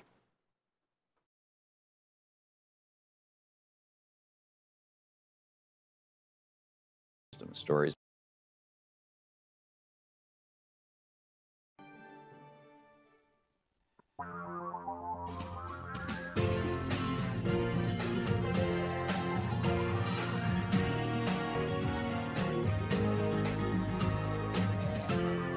This is the Thom Hartmann Program. Welcome back to the second hour of our program. On the line with us, our old friend Ralph Nader. He is the consumer advocate, former candidate for president, the author of numerous books, including most recently Breaking Through Power, It's Easier Than We Think, founder of the nonprofit, the Center for Study of Responsive Law, CSRL. You can tweet him at Ralph Nader. And he has a upcoming workshop. It's titled Trump Empire, the Military Budget, the Draining of America, and What You Can Do About It Now. It's going to be held at the Rowe Center in Rowe, Massachusetts. That's R-O-W-E, and the website for that is Rowe, R-O-W-E, center.org. Ralph Nader, welcome back to the program. Thank you very much, Thom Hartmann, the most erudite talk show host in America. Well, thank you, sir. It's an honor to hear from you. Mick Mulvaney has now confessed to running an influence peddling scheme out of his congressional office. And apparently he's doing the same thing at the Center for, the CFPB, the Center for, that protects Consumer Finance Protection Bureau. And, you know, Elizabeth Warren calling this out and asking about it. What are your thoughts on this? Well, I've asked Mick Mulvaney resign. He has violated his oath of office to enforce the laws of the land, and he makes no bones about it. He basically tells the financial industry, the banks, the insurance companies, the credit card companies, you name it, give us money and we'll talk to you. And the implication is, backed up by his actions at the Consumer Financial Protection Bureau, which he is now heading, backed up by those actions, Tom, he's basically taken the corporate crime beat and said, we don't want any federal cops. We don't want any law and order.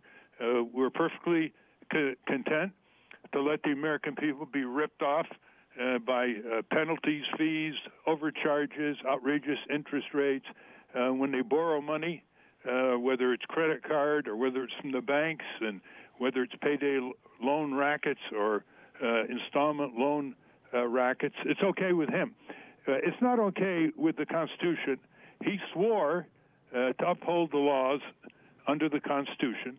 He was at his confirmation hearing in the Senate, where he reassured the senators in order to get confirmed that he would do that, and he is now systemically violating it. That, to me, is a high crimes and misdemeanor impeachment cause, and we're not used to impeaching high officers of the U.S. government, but we should get used to it, because along with Scott Pruitt, the wrecking crew head of the Environmental Protection Agency, who is basically perfectly content with the American people breathing more toxic air and drinking dirtier water, by rolling back regulations and standards, he should resign as well. So, you know, in 1973, or 74, after all of the Nixon scandals, Congress passed some pretty strong legislation regarding campaign finance reform and you know, the ability of candidates and billionaires to get together and sell, you know, BS to the American people. And these have been systematically overturned by the Supreme Court, starting in 1976 with the Buckley decision. You know, and it seemed to me like as soon as Lewis Powell was put on the court back in '73, I think it was, that direction became inevitable. You know, the author of the Powell memo about how corporations and billionaires should take over our government and all the major institutions of American society, civil society. Given how the Supreme Court, with Citizens United and Buckley and McCutcheon and all these other decisions, have basically sided with the billionaire class against small d democracy, what, Ralph Nader, do you think that we should be doing? Well, when you have big money in politics by the big banks and drug companies and other large global corporations, that money attracts candidates who want to do their bidding. They're for sale or for rent. That crowds out candidates who want to honestly represent you, the people. And as a result, that money nullifies your vote, because the choices you have on the ballot narrow. Sometimes it's only one in the gerrymandering of congressional districts. Only one really can win, either Democrat or Republican, depending on who controls the state government. And as a result, you know, they're telling all you voters out there, regardless whether you're conservatives or liberals, you can go stuff it, as they say in Australia. And the only way to really change that is two ways. One, constitutional amendment, basically saying corporations are not people, that they cannot have all the rights and plus all the immunities and privileges we'll never have as individuals, and still call ourselves a democracy. And the second is to say that any corporations that do business with the federal government cannot donate money to politicians, because that's like a conflict. That's right. Corrupting. And that can be done without a constitutional amendment. And it's amazing that the Democratic Party has not taken the lead in Congress on that. Basically said, look, corporations, you're receiving hundreds of billions of dollars every year from taxpayers in return for contracts and grants and other things. And you're not going to pay the people who are considering who gets the contracts money for their campaigns, members of Congress, White House. And that is one way to sideline a lot of these corporations under that Supreme Court decision called Citizens United, which said the corporations can give endless, limitless money, literally, to any candidate, for or against any candidate in local, state, and federal elections, and that's perfectly proper. 5-4 decision. Right. Right. This is a tough one. You also wrote a recent piece titled "Stopping War Pusher John Bolton, Trump's Choice for National Insecurity Advisor." John Bolton is now in that office, and the other day he said that we should be guided in our policy efforts with North Korea by the Libya experience. Now, my recollection of the Libya experience is that we went to Gaddafi, who had a nuclear power plant, and he set up a centrifuge operation, was trying to refine uranium up to that 90% necessary for making bombs. And we went to him and said, get rid of your nuclear capability, and we will essentially protect you. And Gaddafi said, okay, cool, and he got rid of his nuclear capability, and then the administration changed, and we went in and killed him. I can't imagine that Kim Jong-un would be reassured by the National Security Advisor, John Bolton, saying we should do with North Korea the same thing we did with Libya. What's going on here, Ralph Nader? What's going on is that Trump has put in the White House the super war hawk of war hawks, and he's not very smart. Just like you said, you don't get the head of North Korea interested in negotiating for arms reduction when you talk about Hillary Clinton toppling Gaddafi against the wishes of then Secretary of State Gates, because he knew it was going to happen after toppling Gaddafi in a tribal society, total chaos, violence spilling into Mali and other neighboring African countries to this day. Right. So John Bolton should be confirmed by the Senate. There are legal scholars from Professor Larry Tribe to Louis Fisher, the legendary constitutional law scholar at the Library of Congress for years, who say that unless Congress specifically exempted that post, the National Security Advisor to the White House, that post is confirmable by the Senate. Now, if the Senate followed the law, he would never be confirmed because the Republicans in the Senate dislike him. They wouldn't even confirm him in 2005 when President George W. Bush nominated him to be ambassador to the UN. Bush had to give him a recess appointment where he was there for a year at an institution he despised.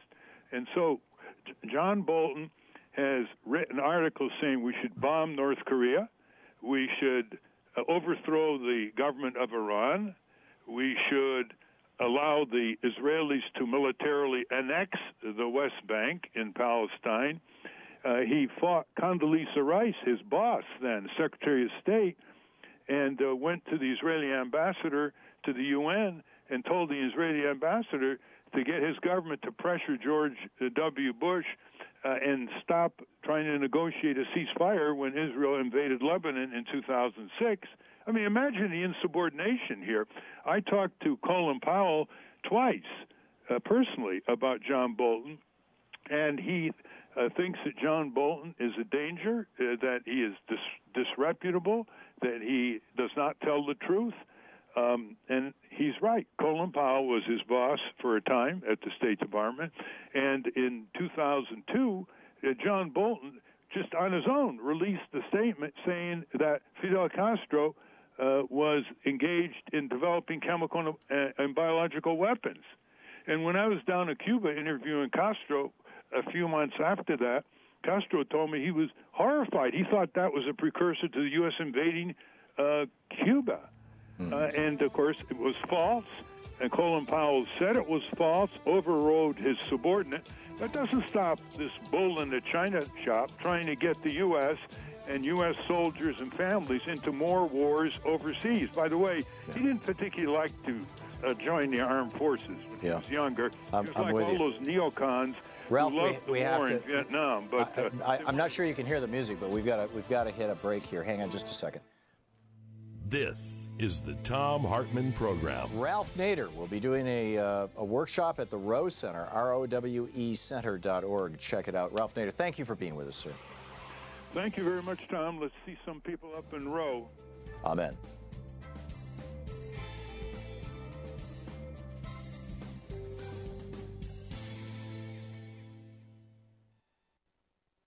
And welcome back. Let's see here. Jim in Jupiter, Florida. Hey, Jim, thanks for watching the show. Thanks for watching us on YouTube. What's up?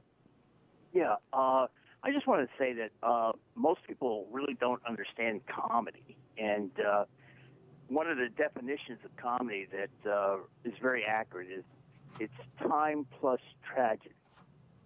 Okay?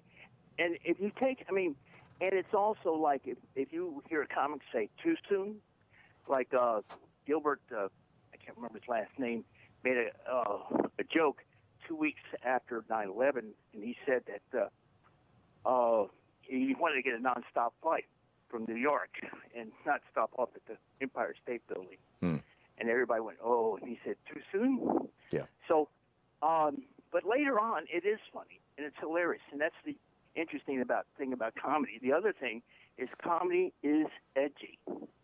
It has to be funny, okay? And roast, I've seen a lot of roast, and what Michelle Wolf did was nowhere near a roast. Okay. Yeah.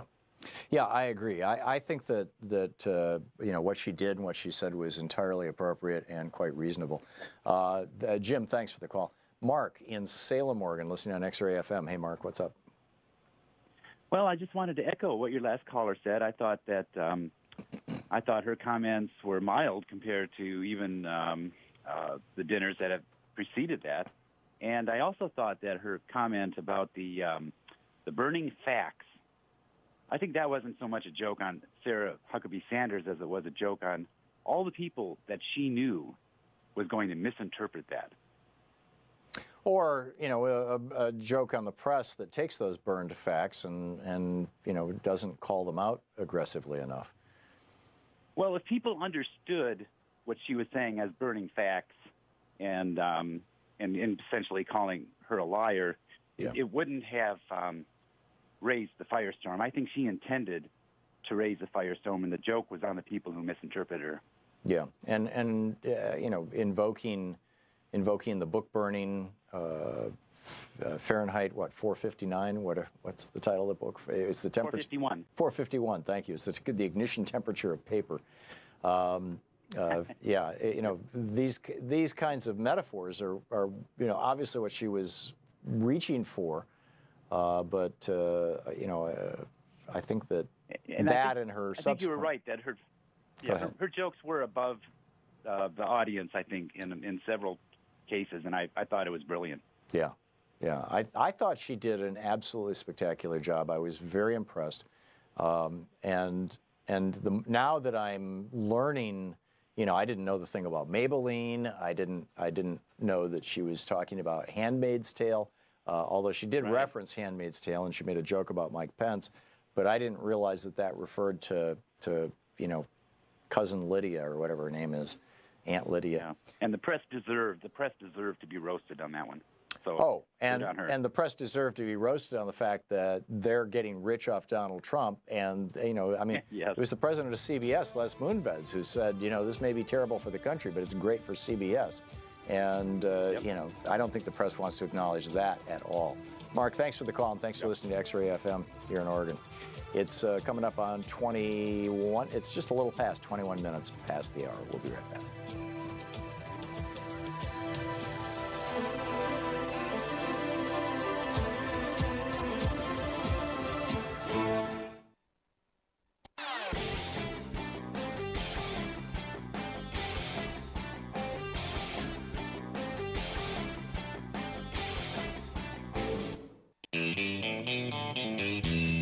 So let's take this a step beyond where we were, this whole discussion of the White House Correspondents' Dinner and Sarah Sanders, and how do you deal with this administration? And let's actually talk about this administration. And I would add, by the way, right now in Israel, Benjamin Netanyahu is building a case for the United States to attack Iran. And the networks, some of the cable networks are carrying it live. I am so horrified by that. It is such bad judgment on the part of our press to carry a sales pitch for war by a hard right leader of a foreign government, a clear attempt to modify American foreign policy. It's just wrong. You know, one of Trump's biggest allies, not Netanyahu. This is just wrong. Anyhow, when Michelle Wolf was giving her monologue, her comedy routine at the White House Correspondents' Dinner at the Hilton in Washington, D.C., Donald Trump was in Detroit speaking to, with the exception, as far as anybody can tell, of one guy, an all-white audience. And in fact, before he went into his rant about those god-awful brown people, the Hispanics, he said, and I quote, "Any Hispanics in the room? Nah, not so many. That's okay." And then he goes off on his rant about, you know, his anti-Hispanic rant.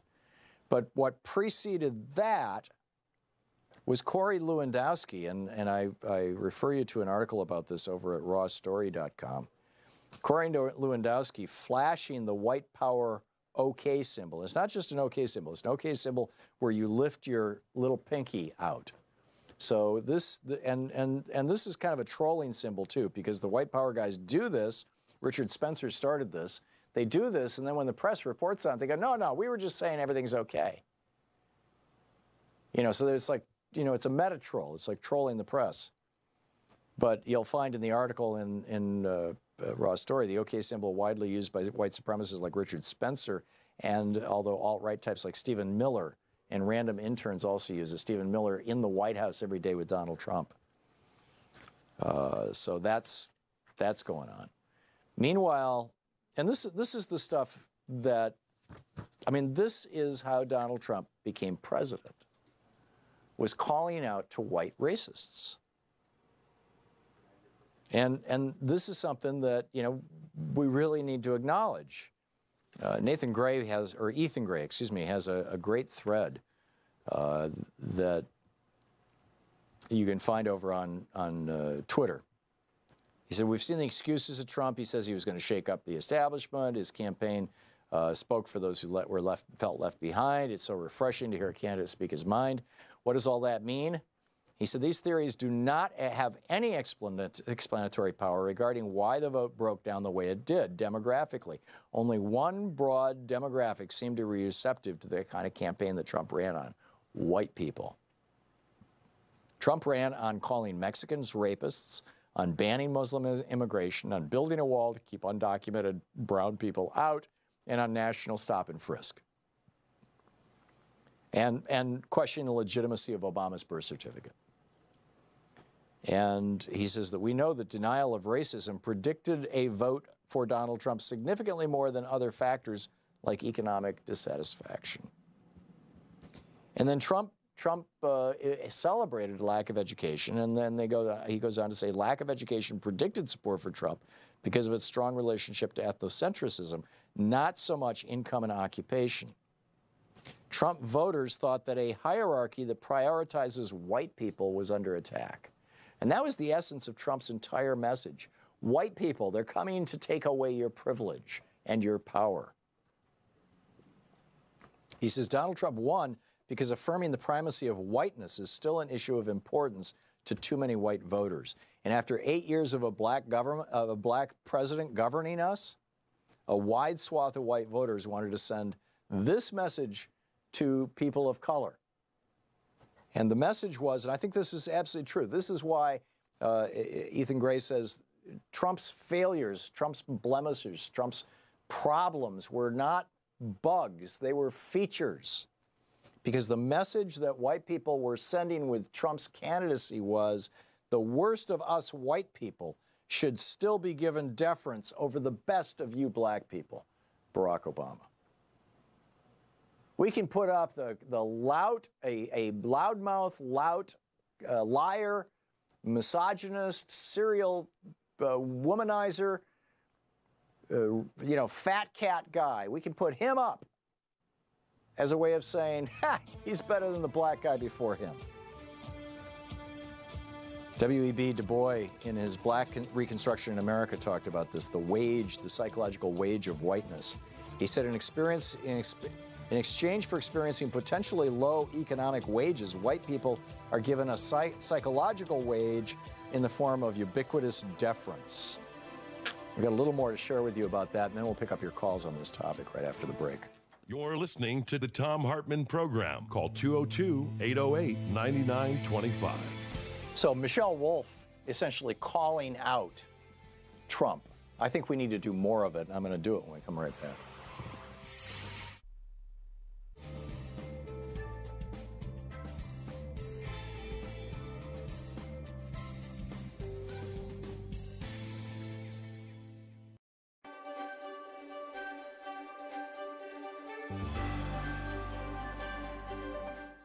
It's the Thom Hartmann University Book Club. Today we're reading from Gar Alperovitz's book, What Then Must We Do? Gar is an economist, by the way, and this is from the introduction. I borrowed my title, What Then Must We Do, from Tolstoy and the profoundly disturbing 1886 book that he wrote once he began to dig below the surface of what was happening in late 19th century Russia, a time when the system was in decay, the aristocracy enjoyed extraordinary luxury, and the peasants endured lives of hunger and pain. As a person of privilege, he began to understand something deeper about his time in history. Tolstoy wrote, "I sit on a man's back, choking him and making him carry me, and yet assure myself and others that I am very sorry for him and wish to ease his lot by all means possible, except by getting off his back." Most of us do not literally sit on men's backs, making them carry us. We do, however, often uneasily look the other way, satisfying ourselves with modest changes that reassure us that all is well, while millions are in despair. We've done the best we can do, we might say, given the realities. Still, many sense, as did Tolstoy, that to actually do something serious would require us to confront much deeper problems than we are commonly willing to do. What then must we do is not shouted in the streets, but it is a question that more and more Americans, young and old, liberal, radical, and conservative, are quietly beginning to ask themselves in much more penetrating ways. So let us begin. My starting point is the obvious fact that despite its great wealth, the United States faces today enormous difficulties, with no easily discernible political answers that even begin to offer strategic handholds on a truly democratic future. Elections occur and major fiscal debates ensue, but many of the most pressing problems facing ordinary citizens are only marginally affected, and in many cases in ways that increase burdens, not reduce them. The issue is not simply that our situation is worrisome, however. It is that there are growing reasons to believe that we in fact face systemic problems, not simply political ones. Systemic problems in the fundamental, not the superficial sense. In the pages ahead, I will suggest that our nation's truly critical problems are built into the very structure of the economic and political system. They are not something passing in the night that will go away even when we elect forward-looking thinkers and actively pressure them to move in a different direction. I won't load you down with statistics at this point. A couple of obvious reminders, however. Not only has the economy been stagnating for a long time, but for the average person and the average family, things have been bad for a very long time. Real wages for 80% of Americans' workers, for example, have not gone up more than a trivial amount for the last 3 decades. At the same time, income for the top 1% has jumped from nearly 10% of all income to roughly 20% of all income. Put another way, virtually all of the gains of the entire economic system have gone to the tiny, tiny group at the top for at least 3 decades. Worth pausing to think about that one. What's going on when virtually all the gains for the entire economic system go to the top? I'm not interested here in criticizing those at the top. The question is, we can do that later, the question is, what is going on with the system when this kind of thing happens and continues to happen in an ongoing way, year after year, decade after decade? Another reminder, almost 50 million Americans live in officially defined poverty. The rate is higher, not lower, than in the late 1960s, another disturbing trend marker. Moreover, if we use the measuring standard common throughout the advanced world, which considers the poverty level to be half the median income level, the number would be just under 70 million, and the rate would be almost 23% of all Americans living in poverty. That is to say nothing of steady increases in global warming and an unemployment rate that, if properly measured, is stuck in the range of roughly 15%. At the most superficial level, Washington, as the saying goes, is broken. Give or take an occasional gain in selected areas, the political system is simply incapable of dealing with the deeper challenges. It focuses on deficits, not answers. Long trends that don't change are a clear signal that it's not simply the modern period of partisan bickering and congressional stalemate that is causing the problems. The trends are moving steadily downward. We're moving steadily downward long before the Tea Party and the recent partisan foolishness, long before the Citizens United Supreme Court decision allowed corporations to put big money directly into politics, and long before many events that have heralded as tipping points one kind or another. Nor are people stupid. More and more have a sense that something different is going on, both with the economy and more fundamentally with democracy itself. A few more bits of information just as reminders again of something that we're all beginning to see. A mid-2011 poll found that roughly 80% of Americans believe their congressional representatives to be, quote, more interested in serving the needs of special interest groups than the people they represent, end quote. Another poll found that almost 4 out of 5 believe a few rich people in corporations have far too much power. And only 37% of Americans, much more than a third of the population, have confidence in the most solemn and august of American institutions, the Supreme Court. I'm going to dig much, much deeper into all of this, of course, but for now, let's leave it at this. When critical, long trends do not improve, when they steadily get worse year in and year out, it is clear that we face deeply rooted systemic problems, not simply political problems in the usual sense of the term. Moreover, as these polls suggest, people increasingly understand that something is really wrong. The question is, how do we deal with a systemic crisis, something built into the way the political economy works, rather than just a simple political or economic crisis? Garo Pervitz, what then must we do?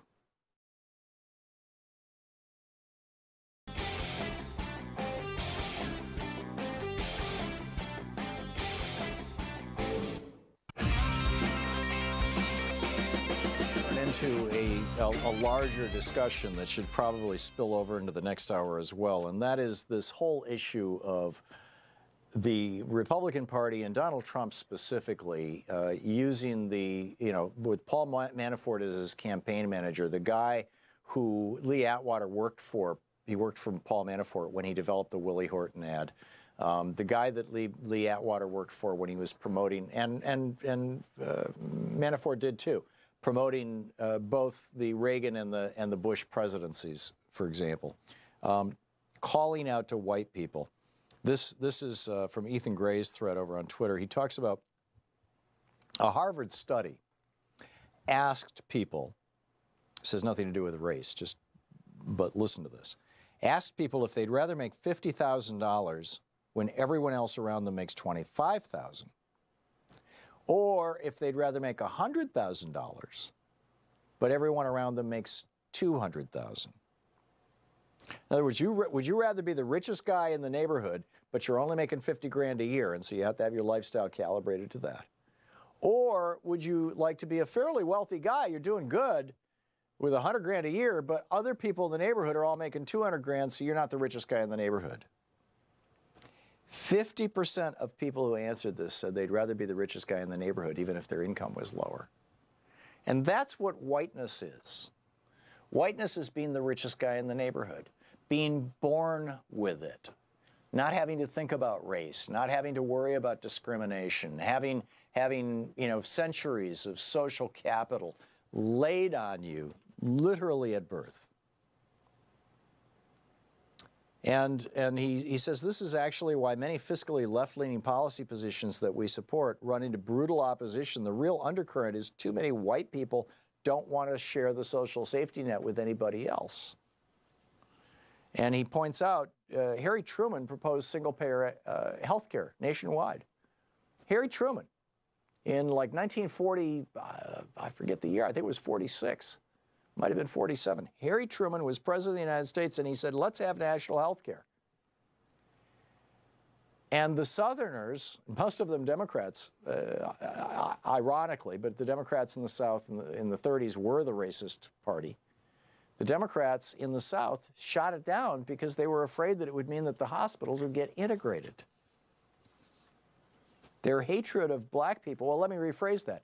Their tenacious clinging to the privileges associated, the powers and privileges associated with white privilege were stronger, more emphatic than their desire to have health insurance. This is not some theoretical thing. This actually happened in America.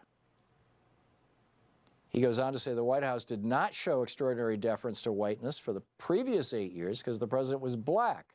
So the institution was undermined by a majority of white people who voted for a man thoroughly unfit to run the institution, but who promised bigotry. And just to highlight this, right now, there is, in Alabama, they just closed all their courts and state offices last week on the 23rd. To honor the Confederacy's fallen soldiers and their lost cause. 3 days later, the Legacy Museum and National Memorial for Peace and Justice opens their door in Montgomery. 3 days after the whole state says we're going to shut down in remembrance of the traitors who fought for slavery. And then 3 days later, they open this museum. And this is from a description in the New York Times. This is the brief summaries as you walk through this museum of all these images of people who were murdered by lynching. It's a lynching museum. Parks Banks, lynched in Mississippi in 1922 for carrying a photograph of a white woman. Caleb Gadley, hanged in Kentucky in 1894 for, quote, walking behind the wife of his white employer. Mary Turner, who after denouncing her husband's lynching by a rampaging white mob, was hung upside down, burned, and then sliced open so that her unborn child fell to the ground. Why were Dangerfield newbies' ears cut off as trophies after John Brown's Harper's Ferry raid of 1859, as were the nose, ears, and genitals of Sam Hose during his torture and dismemberment in 1899? Why did Confederate General Nathan Bedford Forrest butcher hundreds of surrendering black Union troops at Fort Pillow in 1864? And why did white militiamen slaughter 100 African Americans in Colfax, Louisiana, who were merely trying to safeguard the results of the local elections there in 1873? As Jane Costin recently explained, Alabama Confederates like Stephen Hale made no secret of the obvious in December of 1860. He says, what Southern man, this was the Confederate leader of Alabama, what Southern man, be he slaveholder or non-slaveholder, can without indignation and horror contemplate the triumph of Negro equality and see his own sons and daughters in the not distant future associated with free Negroes upon terms of political and social equality, and the white man stripped? And this is the key to the whole thing. This is why the white people who supported Trump, and we know this now. We thought it was because of economic insecurity. We thought it was because their jobs went to China. We thought it was because Trump said no more stupid wars. No, it was this, exclusively or largely. Again, quoting Stephen Hale, the Alabama Confederate, the December of 1860, and the white man stripped by the heaven-daring hand of fanaticism of that title of superiority over the black race which God himself has bestowed. John C. Calhoun, 1873. John C. Calhoun, you'll see his name and his statues all, I lived in Georgia for 13 years, they're all over. He said, quote, if we do not defend ourselves, none will defend us. He's talking about white people. If we yield, we will be more and more pressed as we recede. If we submit, we will be trampled underfoot. Be assured that emancipation itself would not satisfy these fanatics. The next step would be to raise the Negroes to a social and political equality with the whites, and that being effected, we would soon find the present condition of the two races reversed. John C. Calhoun. Yeah, the black people want to make us slaves. We got to freak out. And of course, the vice president of the Confederacy, this was Alexander Stevens, excuse me, the #2 guy in the Confederate States of America, quote, the new Constitution, he's talking about the Confederate Constitution, has put at rest forever all the agitating questions relating to our peculiar institution, African slavery as it exists among us, the proper status of the Negro in our form of civilization. This was the immediate cause of the late rupture and present revolution, in other words, the Civil War.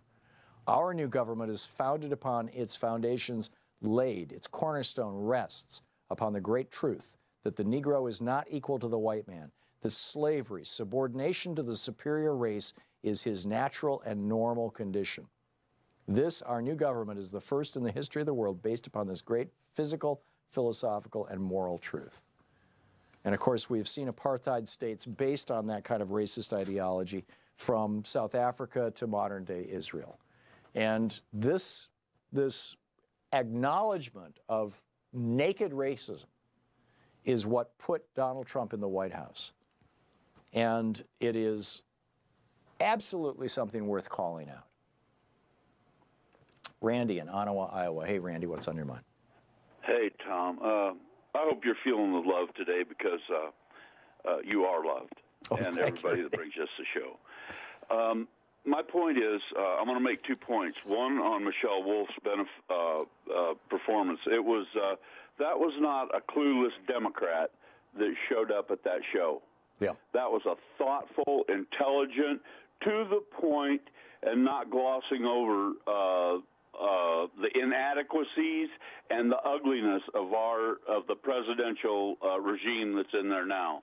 And the media that made him and supports him. Sarah Huckabee Sanders, at least she had the gall to show up. She thought she was entitled to be treated with kid gloves probably, and was a little insulted, and should be, because she spins and deceits the American people every day for money. And the point where it all goes to is, did you watch Morning Joe this morning? I did not. Well, there's about a 10-minute deal on the Michelle Wolf thing, which is the only time I think possibly that I have ever would have endorsed Joe Scarborough for anything. Did he defend Michelle Wolf? Pardon? Did he defend Michelle Wolf? He in the way he outlined it. He did not defend her in the way he outlined it, as how the President of the United States in tweets had insulted his fiancée. And I think it was either the Washington Post or the New York Times that compiled a study or a piece that said that President Trump had insulted or disparaged 446 times persons by tweets since he's been in office. Right. So the fact that Donald Trump was a chicken and didn't even show up, afraid to show his face to the adversaries or to anybody who would confront him and call him out on his lies, that wasn't my final point. My final point was, on Morning Joe, they came to the conclusion, it seemed like, that we need to have a higher standard. And I don't agree with that. The truth is the truth, and what's going on in Washington today is ugly. And God bless, I've been a fan of Michelle Wolf's from The Daily Show since Jon Stewart days. No, I'm with you. And, Randy, can you hear the music, by the way? Yes, ma'am. Okay, yes, great. Okay. Randy, thanks a lot for the call. We're hitting a break here. We got a boogie. Randy, thank you for the call. We'll be right back. You're listening to Thom Hartmann. Visit ThomHartmann.com for audio and video archives. In about 4 minutes after this brief commercial break, we are going to check in with Bob Ney over at Talk Media News. Stick around.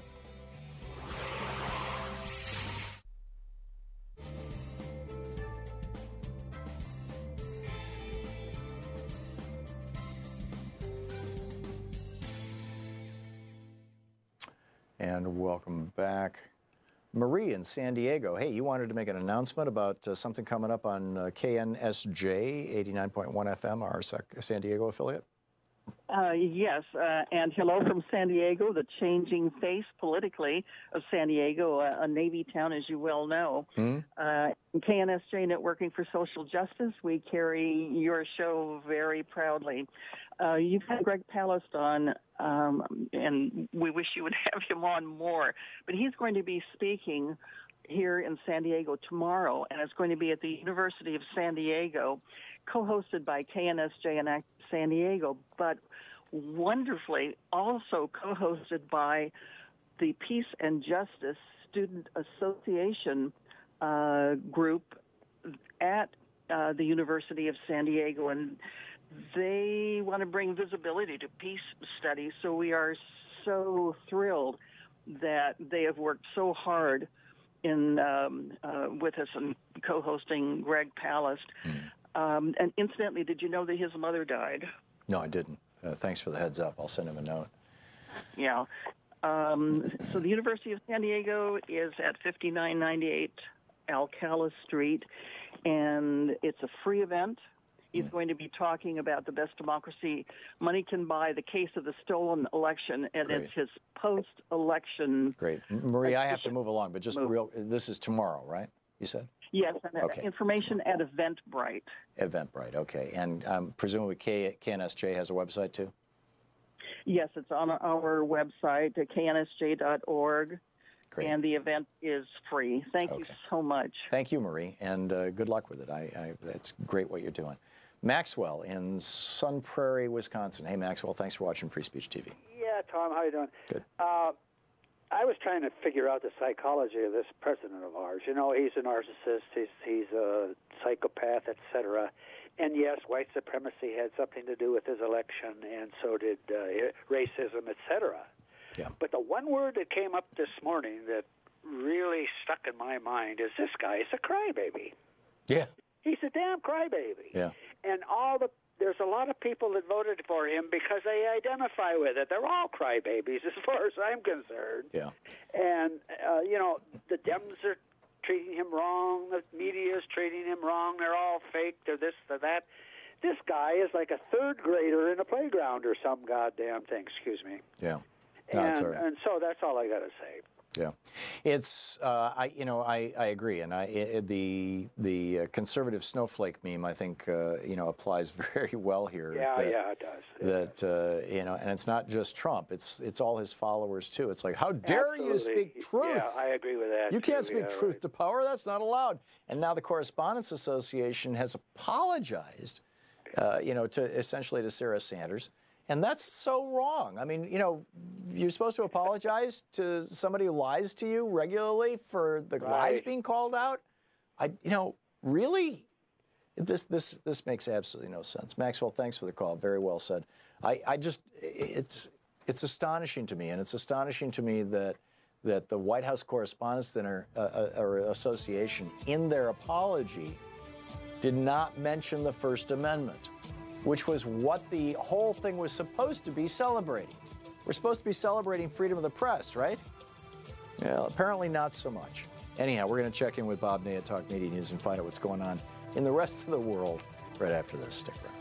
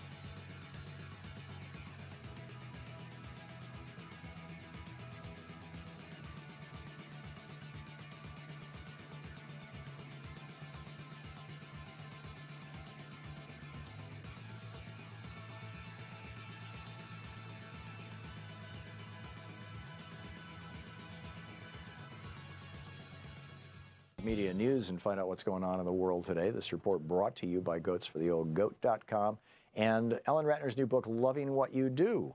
On the line with us is the author of Sideswiped, former congressman from Ohio, Bob Ney. Bob, welcome back.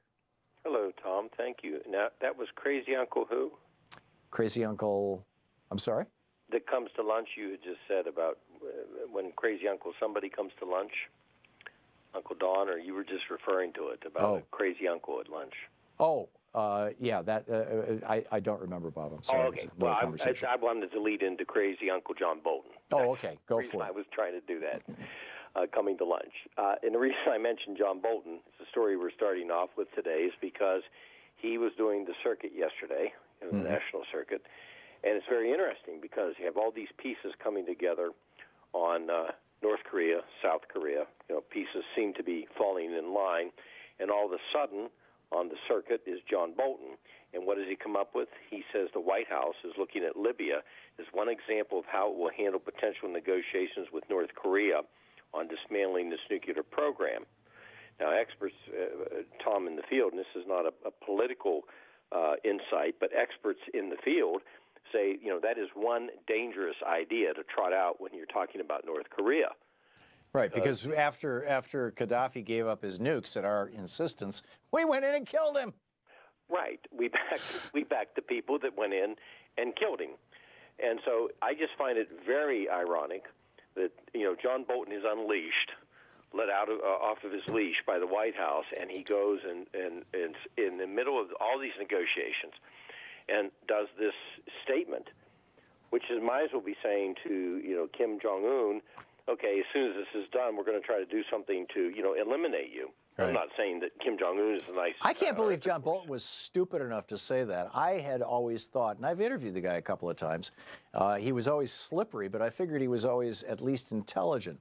But I don't see how anybody with an IQ above room temperature could think that it's a good idea to tell Kim Jong-un that after we get his nukes, we're going to kill him.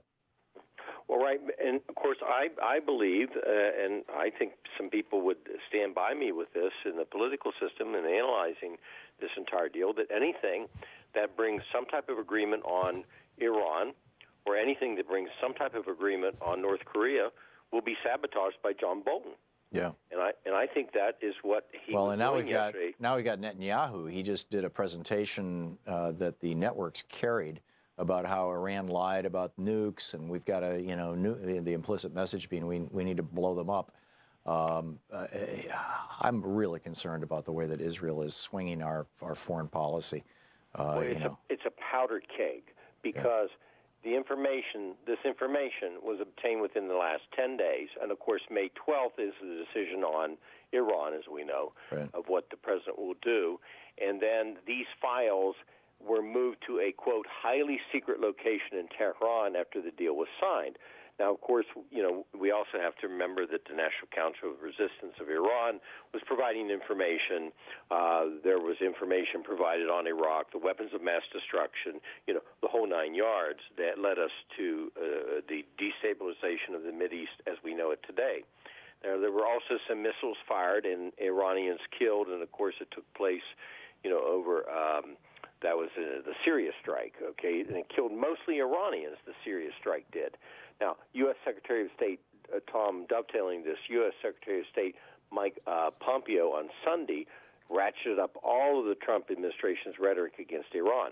So you can kind of see these pieces falling here, where it's not going just into the realm of what does the president do May 12th with Iran, but it's going into the realm of, Iran now must be stopped. Right. It has, the nuclear ambition. We didn't find this out yet. Our own American sources have always verified that Iran is following the guidelines. I'm not saying we don't watch Iran, Tom, of course. No, what I see happening is the old joke that, Israel's willing to fight Iran to the last American soldier, that they're basically, that Netanyahu is maneuvering us into position to have his war for him. And that scares the hell out of me. And of course, he had made statements on Iraq previous. So Netanyahu supported the invasion of Iraq as well, aggressively. Right, and if you talk to a lot of Israelis, which I have talked to, a lot of Israelis are suspicious about the intent of Netanyahu. Yeah. With well, that's why he's not able to get a majority vote in his own country. Exactly. He's got to put together a coalition government. Right. But so I did want to mention that, and you've got John Bolton in the White House, so I think there's a big potential powder keg out there, and if it's not played correctly, it might just... okay, really we have a half a minute left, Bob. What else? Oh, okay, I'm sorry. Tariff decision, I did want to mention that. Tariff decision is due at 12:01 a.m. Tuesday. Tom, our best side information, it is completely undecided. It's completely chaotic. The White House has no idea what it's going to do at 12:01 a.m. with the tariffs on the European Union, Canada, Mexico, et cetera, with the steel. And these are the tariffs that I would say Angela Merkel was pretty much lobbying not to be slapped with tariffs for Germany and France, and Macron as well. Don't slap us with tariffs, please. Don't hurt our domestic industries. So it'll be a last-minute punt of the football. Yes, the proverbial football. Bob Ney with Talk Media News, the author of Sideswiped. Bob, thanks so much for being with us. Thank you. Great talking with you, as always. We'll be back. I want to continue this conversation about white supremacy in the United States and how it plays into the Trump presidency and how it plays in, frankly, to the criticisms of Michelle Wolf. We'll continue that conversation right after the break.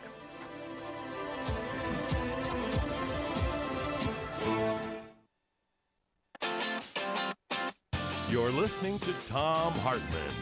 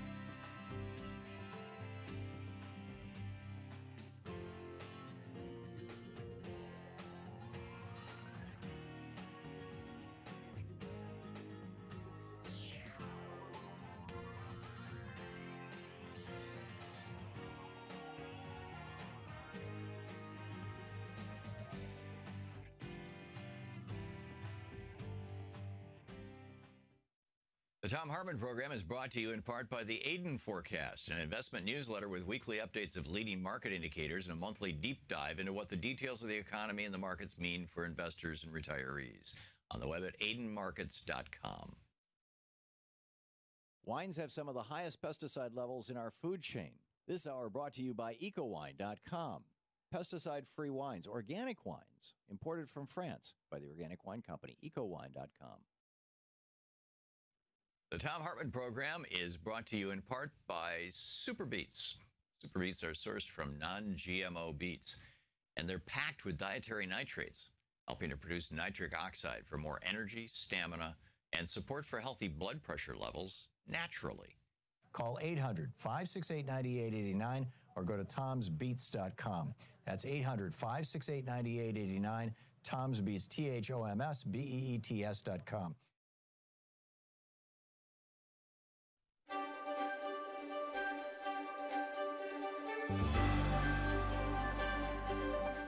It's the Thom Hartmann University Book Club. Today we're reading from Notes on Debates in the Federal Convention of 1787, reported by James Madison. That would be the Constitutional Convention where everybody got together and wrote the Constitution. This is from Wednesday, August 22nd. Article 7, Section 4, resumed. Mr. Sherman was, and this is Madison's notes, so he's reporting what Mr. Sherman said. Mr. Sherman was for leaving the clause as it stands. He disapproved of the slave trade. Yet as the states were now possessed of the right to import slaves, as the public good did not require it to be taken from them, and as it was expedient to have as few objections as possible to the proposed scheme of government. The proposal, by the way, was to ban the importation of slaves after 1808 with the assumption that the states would rapidly end slavery shortly thereafter. And you'll hear that in just a minute.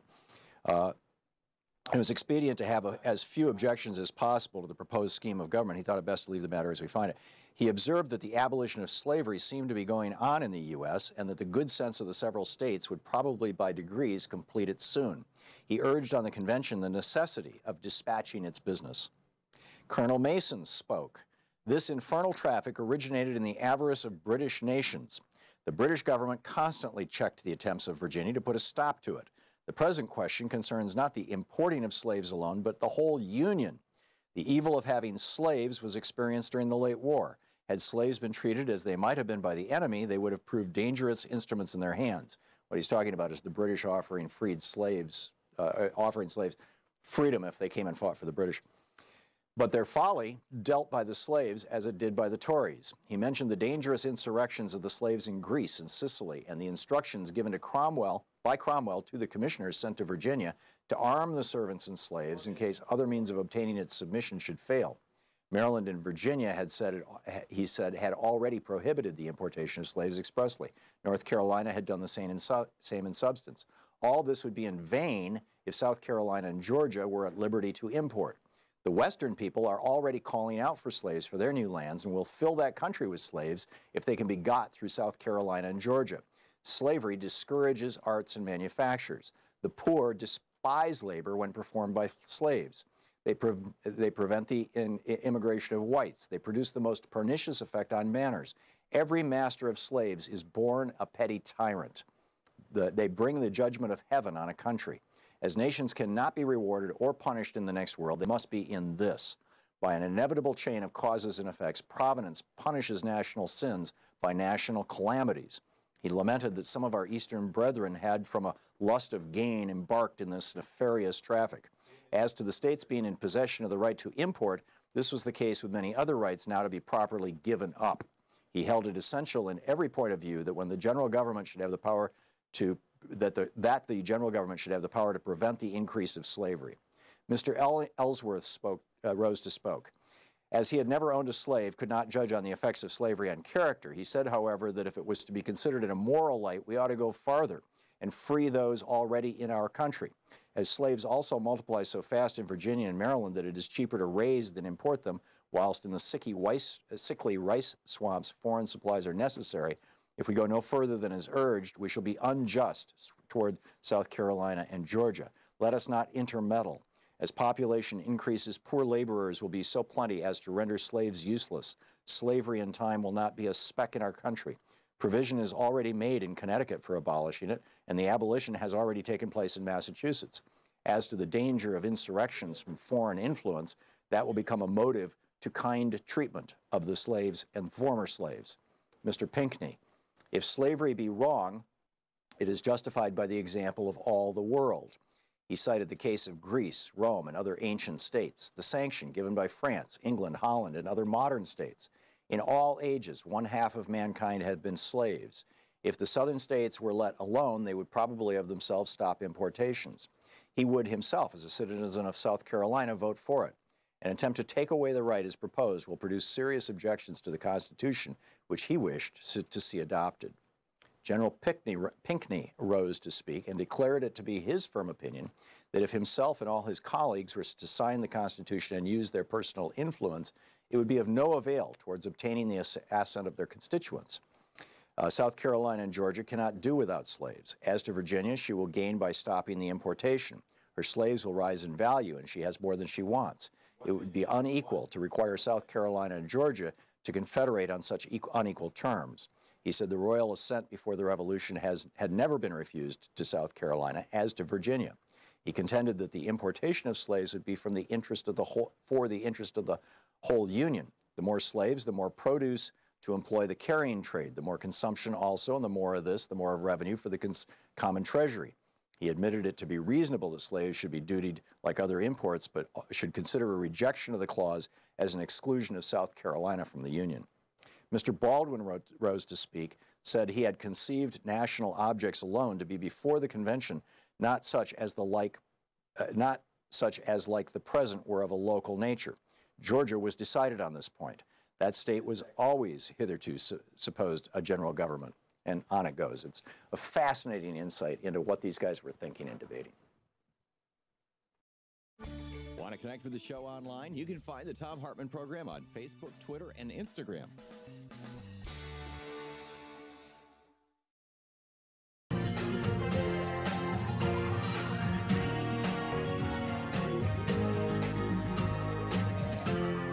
This is the Thom Hartmann Program. Welcome back. Thom Hartmann here with you. Trita Parsi just sent out an email blast, thoughts on Netanyahu's speech. He points out that Netanyahu, who guaranteed Congress in 2002 that invading Iraq, quote, would have enormous positive reverberations on the region. Right. And John Bolton, of course, wanted us to invade Iraq because they had weapons of mass destruction. Now John Bolton and Netanyahu are out there pushing the fact that Iran in 2003 had files about their nuclear program and their desire to militarize it. Big surprise, right? We're all shocked. And that they kept those files. Oh my God. Now, that doesn't say that they still have a military program. It doesn't say that they've done anything. And in fact, the UN keeps certifying that they're in compliance with the deal. But it will give Donald Trump, what Netanyahu and his right-wing buddies are trying to do, is give Donald Trump cover, political cover, here in the United States. This is Israel trying to, or Netanyahu specifically, trying to manipulate U.S. public opinion and U.S. politics in order to put us into a war that Netanyahu himself doesn't want to fight. But he's willing to fight with Iran to the last dead American soldier. That's grim. But back to this discussion of white supremacy and white power and how it is the only reasonable explanation for how Trump came to power in the United States was white people voting for him because they thought that the election of a black president meant that white privilege was starting to slip. And, white people wanted him back. And that, and not just the power of whiteness, which I've talked about at some length here, but the power of the billionaire class, the largely white billionaire class, but the power of the billionaire class to influence our elections is something that I think that we need to acknowledge here too. And now that the billionaire class is owning our media, Jeff Bezos now owns the Washington Post, and some of these large media conglomerates, I think it's reasonable to say that in all probability their first loyalty is to their own profits. And we no longer have shield laws for journalists and all these kind of things. So here we have this situation where the United States, where the white people in the United States elected an open misogynist and racist. He does his event in Detroit at the same time the Correspondents' Dinner is going on, and Corey Lewandowski's flashing white power signs from the stage. You can see the pictures over at rawstory.com. And the white people in the audience, which was with the exception of the one black guy who follows Trump to everything he does and has a T-shirt that says "Blacks for Trump," with the exception of him, the entirely white audience is just like going nuts. Oh yeah, this is our guy. We love him. White power forever. And then Michelle Wolf comes along and calls out the lies of the Trump administration. She didn't even basically call out their racism. And it's like you've got to bring out fainting couches for all the right-wing pundits who have embedded themselves in the network news cycles, in the cable news cycles, excuse me.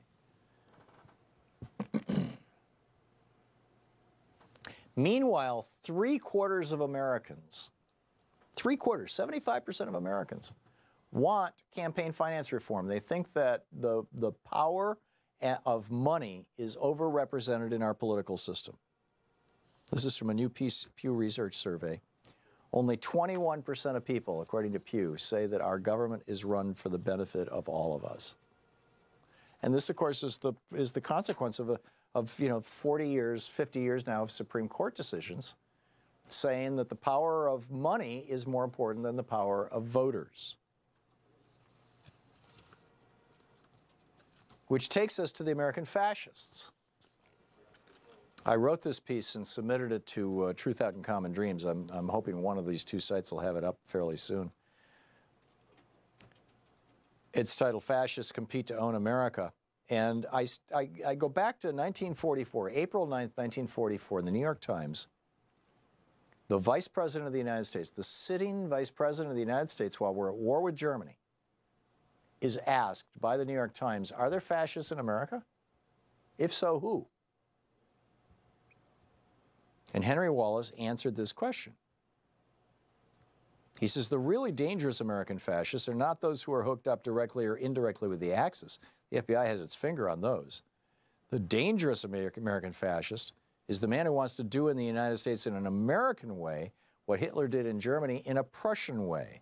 The American fascist would prefer not to use violence. His method is to poison the channels of public information.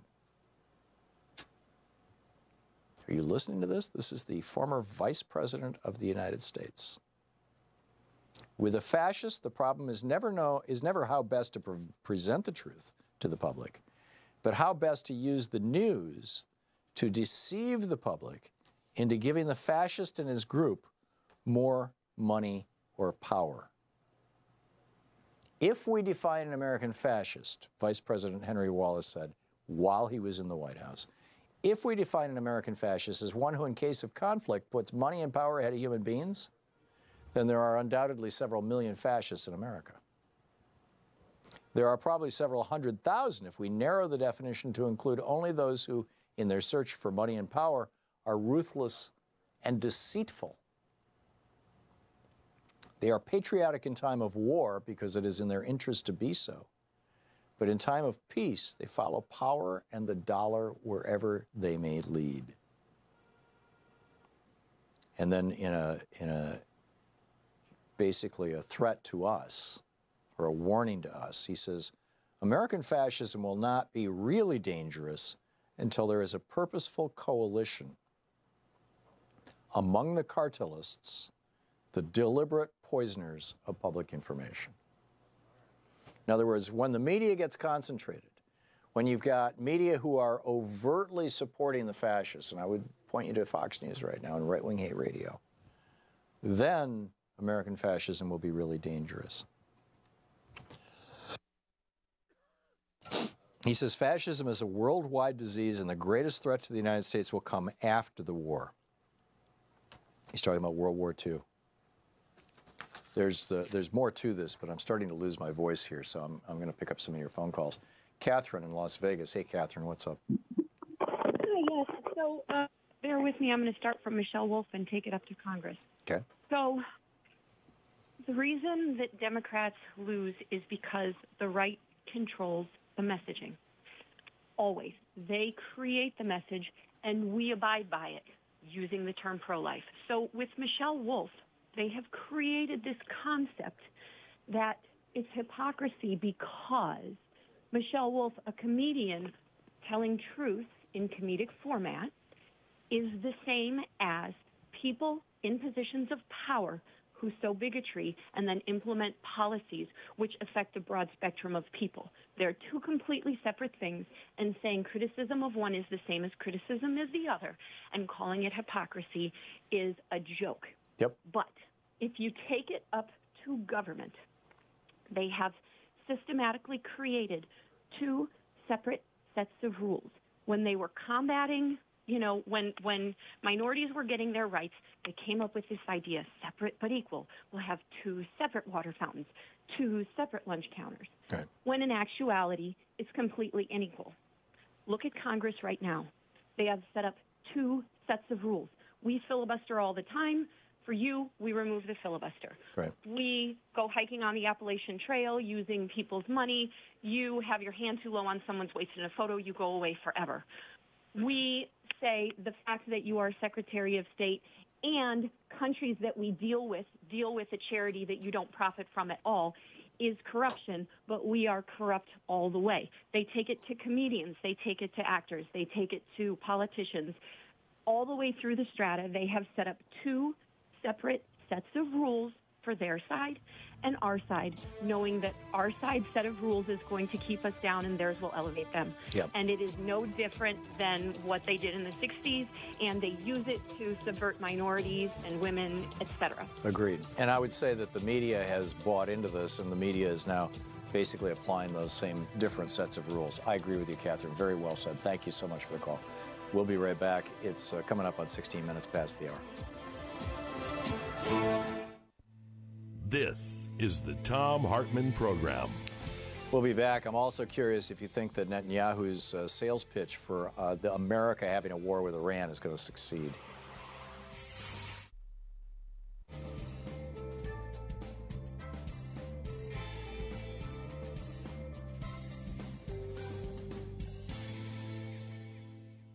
And welcome back. Jeremy in Woodland, California. Hey, Jeremy. Thanks for watching Free Speech TV. What's on your mind?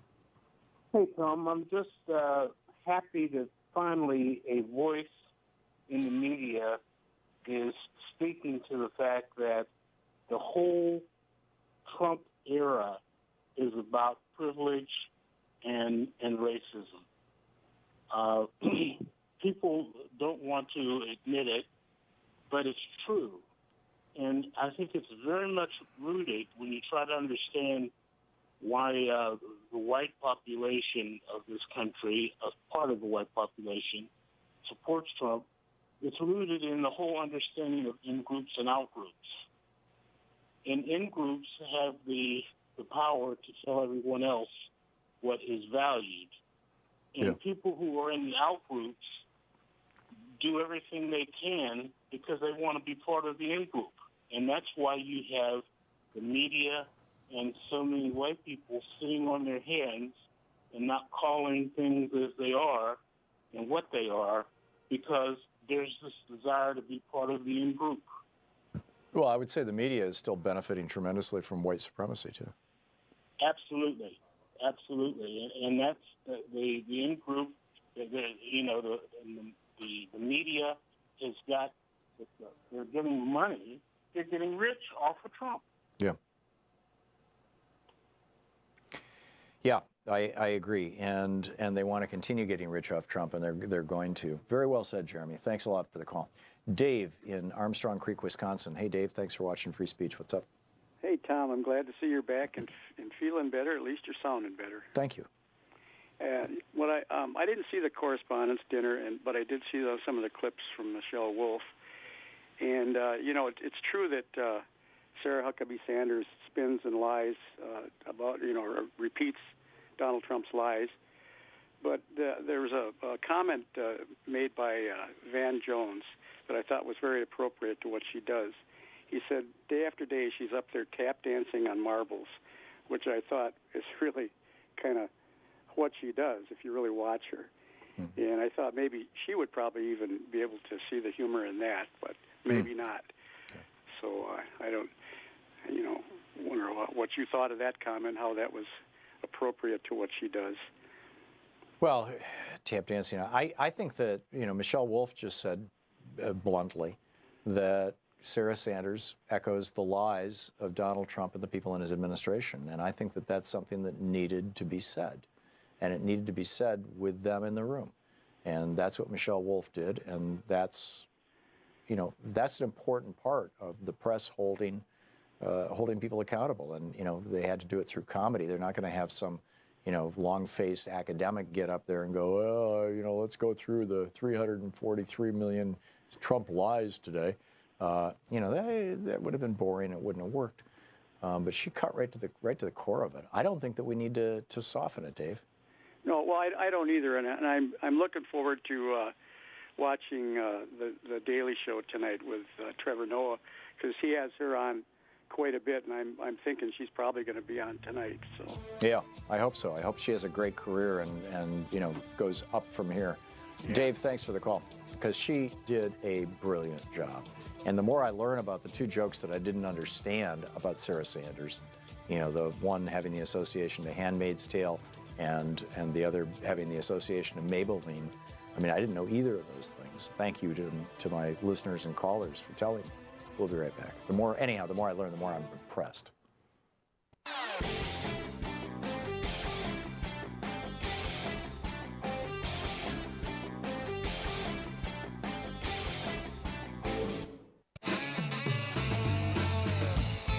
So this from Vice President Wallace's article for the New York Times on April 9th, 1944.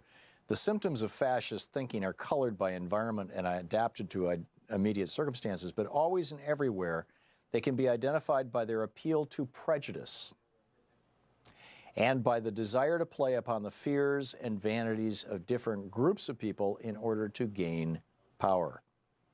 It is no coincidence that the growth of modern tyrants has, in every case, been heralded by the growth of prejudice. It may be shocking to some people in this country to realize that without meaning to do so, they hold views in common with Hitler when they preach discrimination. Views in common with Hitler. He goes on to say the American fascists are most easily recognized by their deliberate perversion of truth and fact. Again, this is the Vice President of the United States writing for the New York Times in 1944. The American fascists are most easily recognized by their deliberate perversion of truth and fact. Their newspapers and propaganda carefully cultivate every fissure of disunity, every crack in the common front. They use every opportunity to impugn democracy. They claim to be super patriots, but they would destroy every liberty guaranteed by the Constitution. They demand free enterprise, but they are the spokesman for monopoly and vested interest. Their final objective toward which all their deceit is directed is to capture political power so that, using the power of the state and the power of the market simultaneously, they may keep the common man in eternal subjection. This is a great, powerful, and important warning to us all from a former Vice President of the United States. Lawrence in St. Paul, Minnesota. Hey, Lawrence, what's up? Well, I just want to get to the poignancy of Michelle Wolf's comments. And, it was good, but I want to really address the issue in a nutshell of your show today. It's white people voted their inherited interest over their best interest. Yes. And that's what you said back then. They were rather see themselves die than to have a black man over them, and they proved that with Obama. You know, they wanted to send a message to say, hey, look, even the worst white man is better than a black man. Now, that being said, we get it. Smart people like you, you know, and people that get it, we get that. Now, here's the problem. The Democrats, it's not the Trump and those guys. The Democrats don't have a clue, and they think they're going to have a big blue wave coming in November. It's not going to be the case. And you can give examples of that. Take John Ossoff in Georgia. He lost. Take George Gianforte in Montana. He beat Rob Quist, I believe his name was, a day before he punches out a reporter, and he still won. Right. Now, everybody's talking about Michelle Wolf's comments. They seem, our side, we seem to miss the point of what she said. It takes, in order for a Democrat to win, the Republican has to be a rapist, racist, misogynist. He can't be a normal person. In order for a Democrat to win, the guy has to be abnormal, and that is the problem Democrats face. And this is what gets me when I hear people on your show, your senator, you know, I love him to death, but he doesn't have a clue when he's talking about we can't talk just about Trump. Yes, we can. I know. If we think Elizabeth Warren's idea of getting us to the White House is going to win, it's not. She thinks it's about jobs. Our racial animus has proven that it's not about jobs. It's about the racial animus of white people. And until we address that, which we're going to have to sit down as Democrats and say, hey, look, we understand white people are afraid. These changes are going to take place anyway. These changes are going to happen. Why don't we be Americans and continue to be on the leading edge of what's progressive, what's new, and welcome change? Don't be afraid. That's the message the Democrats are going to have to get out. Don't be afraid, white people. It's going to change, but we're going to make it to our best. Yeah. And I'll just say this, and I'll hang up. Thank you. White people, you cannot be afraid anymore. It's going to happen. Do not vote your inherited interest anymore. Vote your best interest. And I would add, Lawrence, that when Trump talks about jobs, that is meta to jobs for white people. That's really what he's saying. And you know, Lee Atwater back in the day said, you know, back in the 50s we could use the N-word. Then in the 60s, you know, we had to get a little more sophisticated and talk about forced busing. But now, and he's in the Reagan era, he said now we can talk about economics, and white people know that you know, tax cuts and reducing the social safety net, that's going to hurt black people worse than white people, and that's why white people will go along with it. And so he said now we can talk about tax cuts, and all the white people get it, that we're actually talking about, you know, cutting social services programs that are helpful for black people. This is not new. What is new is that a number of white people are waking up to the fact that this is happening in the white community, and you know, hopefully that wake up happens a lot larger. Lawrence, thank you for the call. Very, very, very well said. We'll be right back. You're listening to the Thom Hartmann Program. Call 202-808-9925. You know, just like white privilege is invisible to most white people, and most don't give it any thought, so too is the power associated with it.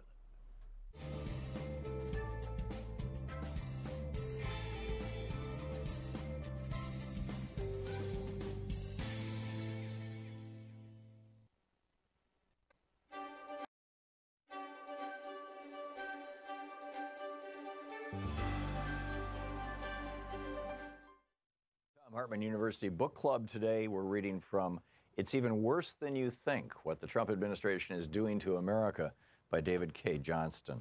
This is from page 61, the chapter titled Forgetting the Forgotten Man. In 2010, the U.S. Department of Labor created a website to honor workers who died on the job. quote, more than 4,500 workers, lose their lives on the job every year.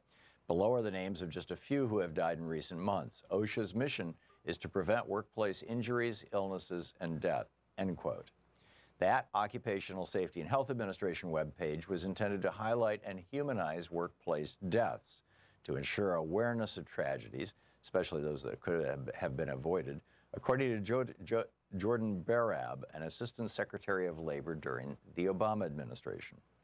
Barab explained, without information like this, fatality statistics are just raw, sterile numbers. The purpose of adding names and circumstances was to impress people with the tragedy that workers and their families face day after day.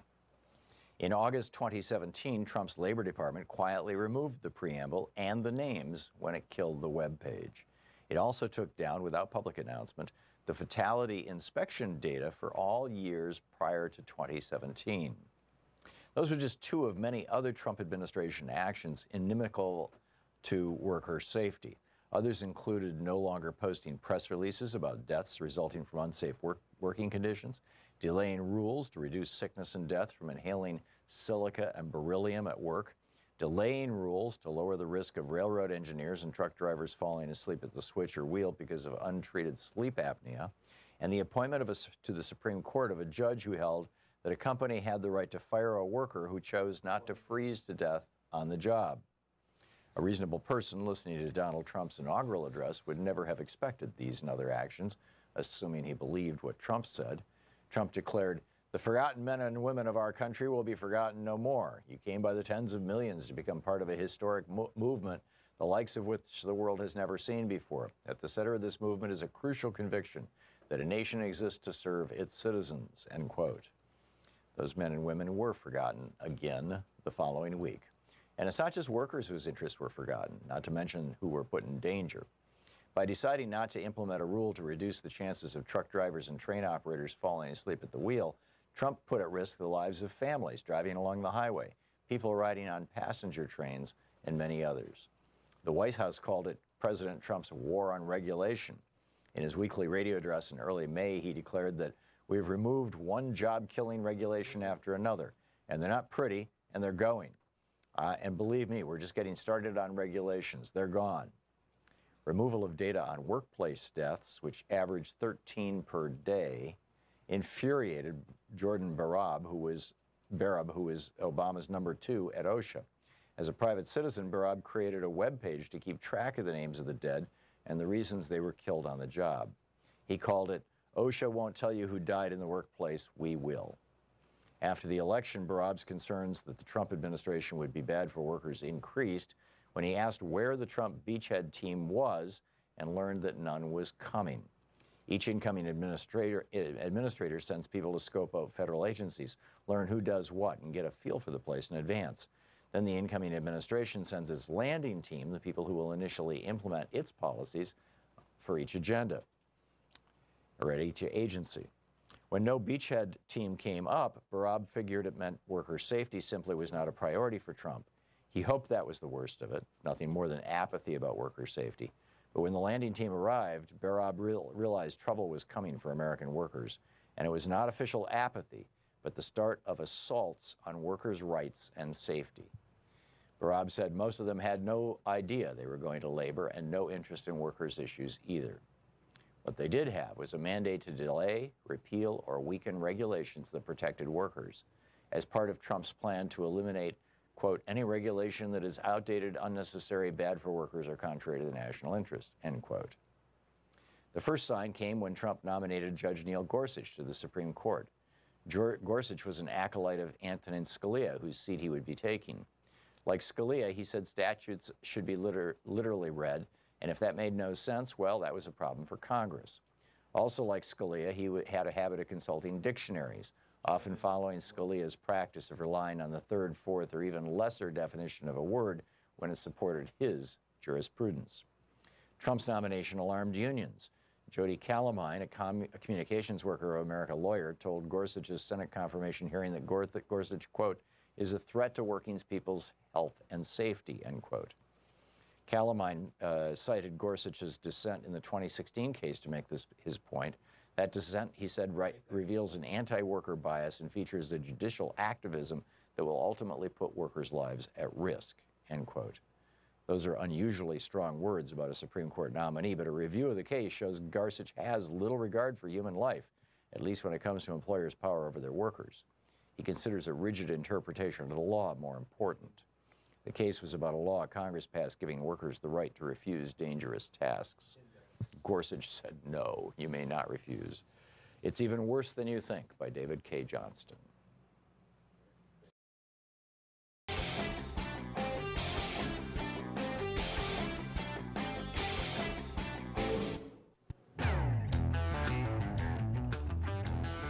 Welcome back. On the line with us, I'm very, very pleased and proud to have Dr. William Barber back with us. He's with Repairers of the Breach. He's architect of the Moral Mondays movement and the pastor of the Greenleaf Christian Church, breachrepairers.org. You can tweet him at REVDR Barber.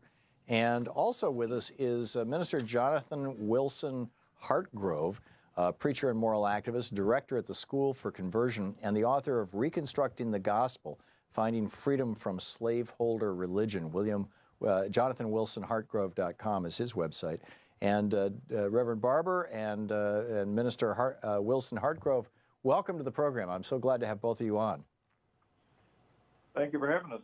Good to be here. Thank you, Tom. Thank you so much for having us. It's always great to be with you and to be with your audience. Thank you. It is a pleasure and an honor. And you guys have issued a joint statement about the firing of Catholic chaplain Conroy for the U.S. House of Representatives after he gave a sermon the day that the tax bill was being debated, saying that we should be mindful of the importance of essentially equal benefit to all in this country. Dr. Barber, your thoughts on this? Tom, one of the things I've been thinking about is how this is coming at the very time that I'm also the national co-chair for the Poor People's Campaign, a national call for moral revival, with my co-chair, Reverend Dr. Liz Theo Harris. And at the very time that we are seeing, we just finished an audit with the Institute for Policy Studies on the souls of poor folk, auditing America 50 years after the Poor People's Campaign. So we have 140 million people who are either poor or low income in this country. And we're firing a chaplain because he brings up the issue of poverty. Mm. We passed a tax bill, a tax cut bill, that in some sense transfers more money from the poor and working poor than was transferred from the backs of slavery to the white aristocracy. And we're firing chaplains who dare to say we ought to be concerned about the poor. We're putting in jeopardy Medicaid, Medicare. We now have a Congress that's talking about cutting SNAP. We have 37 million people without health care, and one study at Harvard says upwards to 5,000 people die annually for every 1 million people not covered. And that means we're talking about thousands of people who literally will die every year. We have studies now from the Mailman School of Public Policy, Public Health, and others that say nearly, over 200,000 people die every year from low wealth. We have 4 million children in this country exposed to lead in their water, and we can buy unleaded gas, can't buy unleaded water, and yet we have a chaplain being fired because he dares to say in the Senate or in the House what the Bible says. Yeah. That we ought to put first the poor, and what our own Constitution says, that the first order of business ought to be to establish justice and not to establish injustice. This really shows a deep moral hypocrisy that people like Ryan and others are afraid of a true moral critique. And then one last thing, Tom, I'm deeply concerned about those who have signed the letter saying that they're upset about the firing of the chaplain, but they still supported the tax bill.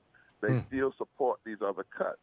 And that is why one of the reasons we're saying we have to have a moral reset in this country, because it is so distorted that you would fire a chaplain like that, but then say celebrate a Jerry Falwell Jr.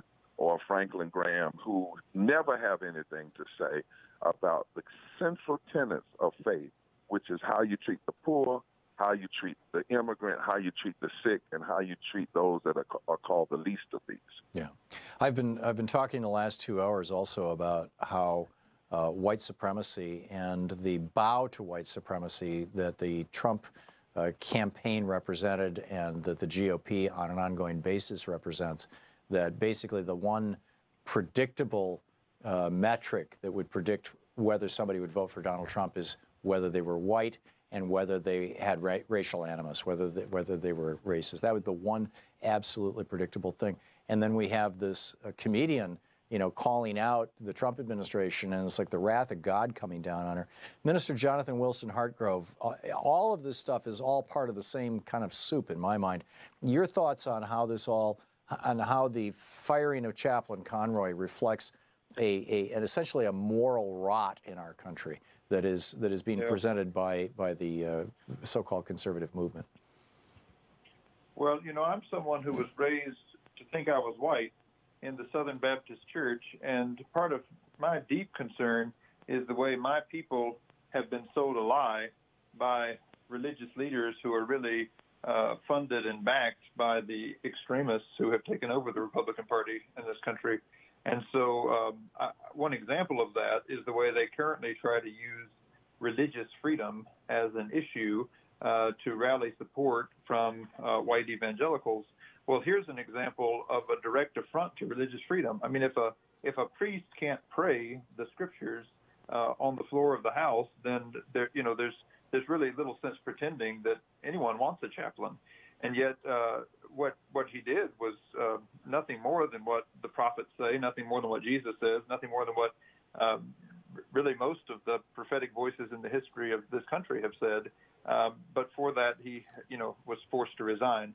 So I think what this is doing is exposing the real hypocrisy of a well-funded effort to leverage the white evangelical community as a political base with really very little concern for the religion or what the demands of that religion are.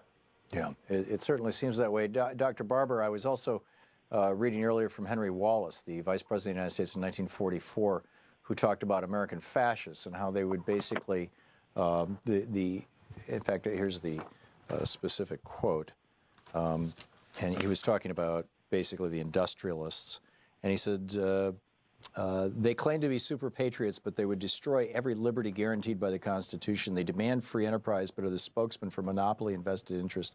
Their final objective toward, and this is 1944, their final objective toward which all their deceit is directed is to capture political power, so that using the power of the state and the power of the market simultaneously, they may keep the common man in eternal subjection. The churches, at least the largely white evangelical churches, seem to be playing a role in this, Reverend Barber. Yeah, and that's a complicated statement, even when we say white evangelical. Jonathan is a white evangelical. I'm a evangelical. They have hijacked that term. So what you have is an extreme group who have engaged in heresy and theological malpractice. Actually, evangelicalism in the scriptures begins with a deep concern for the poor. Jesus' first sermon was, he's come to preach good news, that's evangel, to the poor. The reality is, in the American construct, you could not have that kind of gospel preached and then have slavery. And so there's been years and years to hijack religious, true religious tenets around love and justice and mercy, and instead use religion in the service of oppression and slavery. And we know even now, this has been plotted and planned for years. The Southern strategy was designed to pit poor and working class white people against poor and working class black people and brown people because of the fear of the white aristocracy, as Dr. King once said, of black, white, brown unity and voting power. Right. And we know that white nationalism is not just hate against black people. White nationalism is a hate for democracy. But it's also used by the powers that be to create a system that they can play the division so they can divide up the wealth. That's really what's going on, which is why we are having this Poor People's Campaign, a national call for moral revival, organizing 40 days of action that begin after Mother's Day. And we're bringing people together from Alabama to Eastern Kentucky. I've recently been in Alabama where black families are living with sewage in their backyard where children and grandchildren play. But I've also been in eastern Kentucky where white women in the mountains there, the wives of coal miners and others, are joining this movement simultaneously to say, if we in this country, we must address systemic racism, systemic poverty, ecological devastation, the war economy, militarism, and the false, distorted moral narrative of religious and Christian nationalism, if we're going to really move this democracy forward and save it from failure. Yeah, and Reverend Jonathan Wilson Hartgrove, during the Obama years, I was thinking, wow, the institutions of white supremacy are being taken down, are being challenged. The white people are waking up. A lot of white people voted for Obama.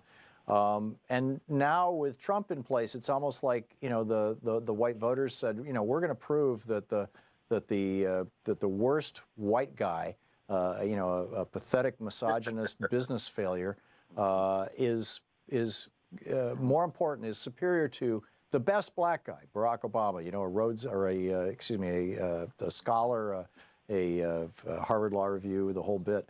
And, what's your sense, as a white guy, what's your sense of the white community's response to this? Are we backsliding, or are we just waking up to a cancer in our midst that many of us were largely unaware of? We got about a minute here before we're going to hit a break, Pastor. Yeah, no, it's a good question. And I think it's important to emphasize that white evangelicals have been deceived.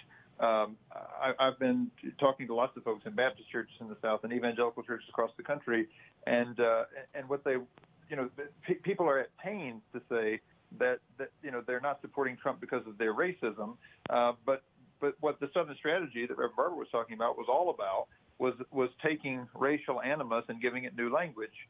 So pushing back against liberalism, saying that progressives are atheists, has been the language that has been stirred up by not only the Christian right politicos, but also by Christian TV, Christian radio. I mean, there's a constant narrative of being under assault, and the Obama administration was framed as a sort of great example of that assault. And so this backlash is very much in keeping with what we've seen in the past, and yet they've tried to take the racial language off of it. Yeah, very well said. Jonathan Wilson Hartgrove and Reverend Dr. William Barber and Pastor Jonathan Wilson Hartgrove. So glad to have you both on with us today. Thank you, gentlemen, so much. Thank you so much. Take care. Thank you. Good talking with you. And we'll be back with more of our conversation about the Correspondents' Dinner and how that ties into this whole larger issue of the rise of power and the use of power in this administration. You're listening to Thom Hartmann. Visit ThomHartmann.com for audio and video archives. Back with more of your calls after this.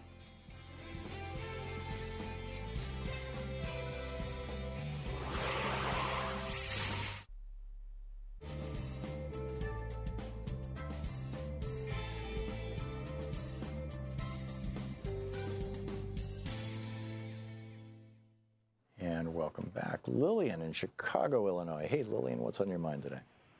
Hi, Tom. I've called before. I get nervous, so sorry. I just wanted to say that I worry about the Social Security and all the safety net because I am on Medicare and Medicaid because I'm on dialysis. And they're pushing this old stereotype of people taking advantage of the the network, the safety net rather, I'm sorry, when it's never been true, but it's also unfair to people that have catastrophic illnesses that need that help as well. Yeah. I'm sorry, it's on my mind now because I had to requalify for Medicaid or for assistance. And I'm afraid I'm going to lose it just because I may be slightly above the level. And dialysis is $4,000 a session. Who can pay 20% of that without help unless you're rich? Yeah.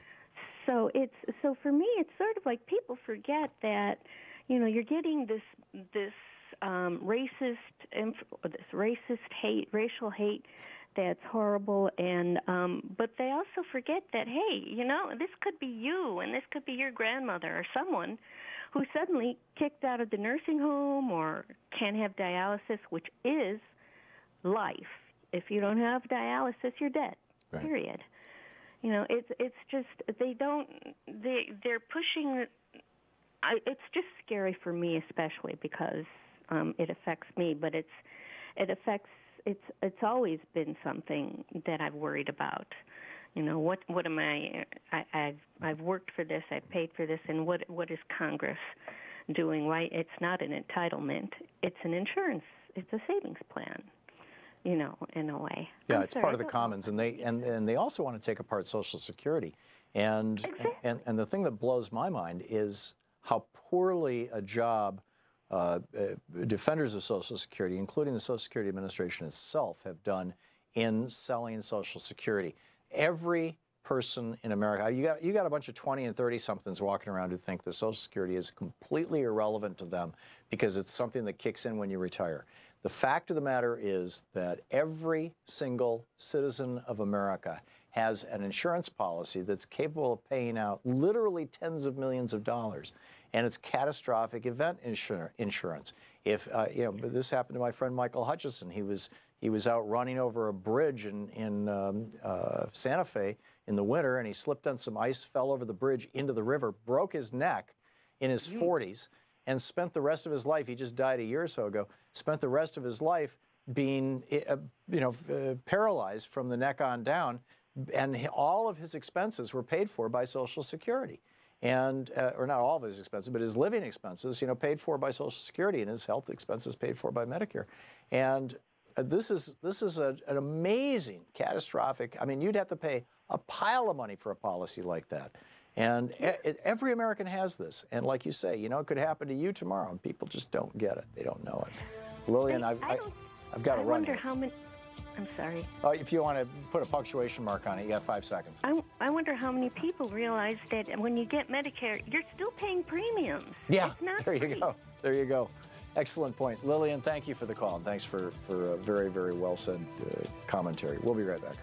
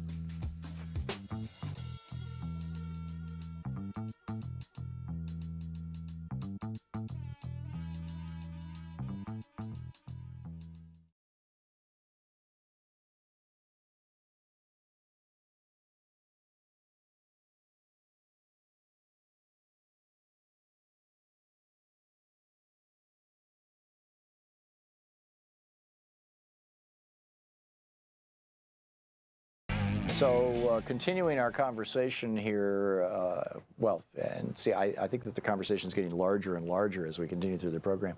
Shirley in Tallahassee, Florida, you wanted to speak to and about Dr. Barber?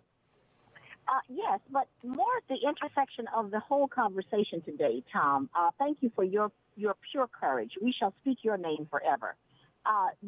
Reverend Dr. Barber is one of my husband and I actually think that he is, I think, one of, really the similarity in a modern way to Dr. Martin Luther King that brings a theologian message that is versed in morality. I do believe that the Poor People's Campaign is, in fact, a needed campaign to bring to fold as Ralph Nader was saying earlier, we are everyday listener. I read the books that you suggest, quote, we speak a lot publicly. And I think that what we must do with this confrontation, and this calls false outrage that now the Correspondents' Dinner has brought forward, when they are the bought and paid propaganda, the new media that we have now, which is of corporate media, not really journalists. Most of them have gone to law school.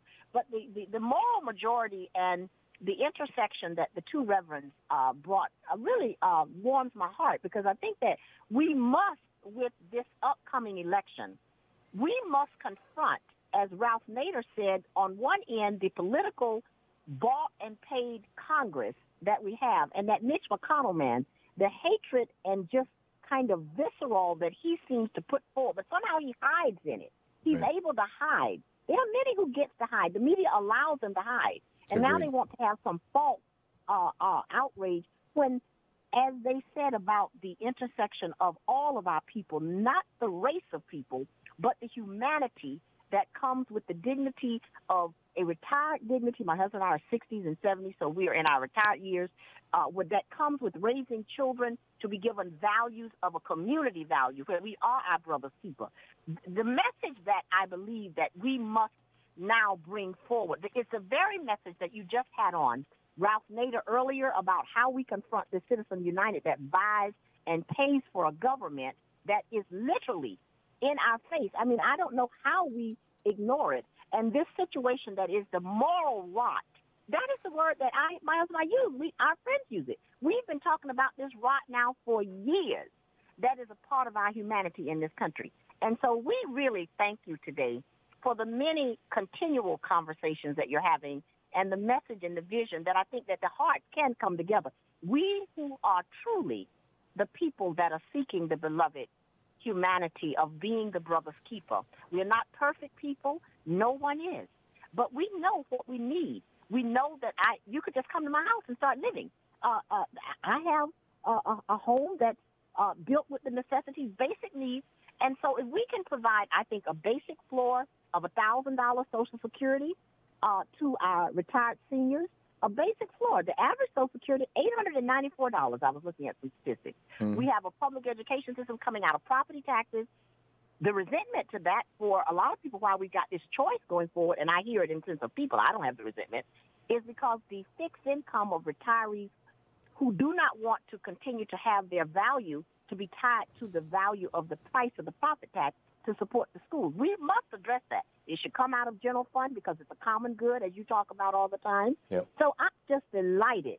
And I think that the message is one of short-term with that, holding these corporations accountable for getting contracts to the government. I think that is not a complicated issue. I think that's a message that average citizens can understand. Well, it's an issue, Shirley, that historically Americans rallied behind. I mean, you had William Proxmire, the Republican senator from Wisconsin, who used to give out the Golden Fleece Award to defense contractors that ripped us off.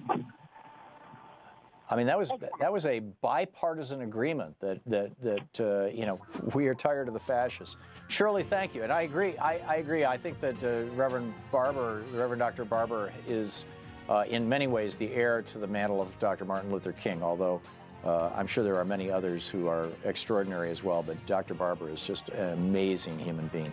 Shirley, thank you for the call, and thanks for listening to SiriusXM. We'll be back tomorrow with more of the program. In the meantime, don't forget, democracy is not a spectator sport. President Obama used to say it, Bernie Sanders used to say it all the time on this program. It's not a spectator sport. It requires all of us. We've got to get involved if we want to save this country. So get out there, get active, tag, you're it. We'll see you tomorrow. You've been listening to Thom Hartmann. For audio and video archives, visit thomhartmann.com. The Thom Hartmann Program is brought to you in part by the Aiden Forecast, an investment newsletter with weekly updates of leading market indicators and a monthly deep dive into what the details of the economy and the markets mean for investors and retirees. On the web at aidenmarkets.com. Wines have some of the highest pesticide levels in our food chain. This hour brought to you by ecowine.com. pesticide-free wines, organic wines, imported from France by the Organic Wine Company, ecowine.com. The Thom Hartmann Program is brought to you in part by Super Beets. Super Beets are sourced from non-GMO beets, and they're packed with dietary nitrates, helping to produce nitric oxide for more energy, stamina, and support for healthy blood pressure levels naturally. Call 800-568-9889 or go to thomsbeets.com. That's 800-568-9889, Thom's Beets, THOMSBEETS.com.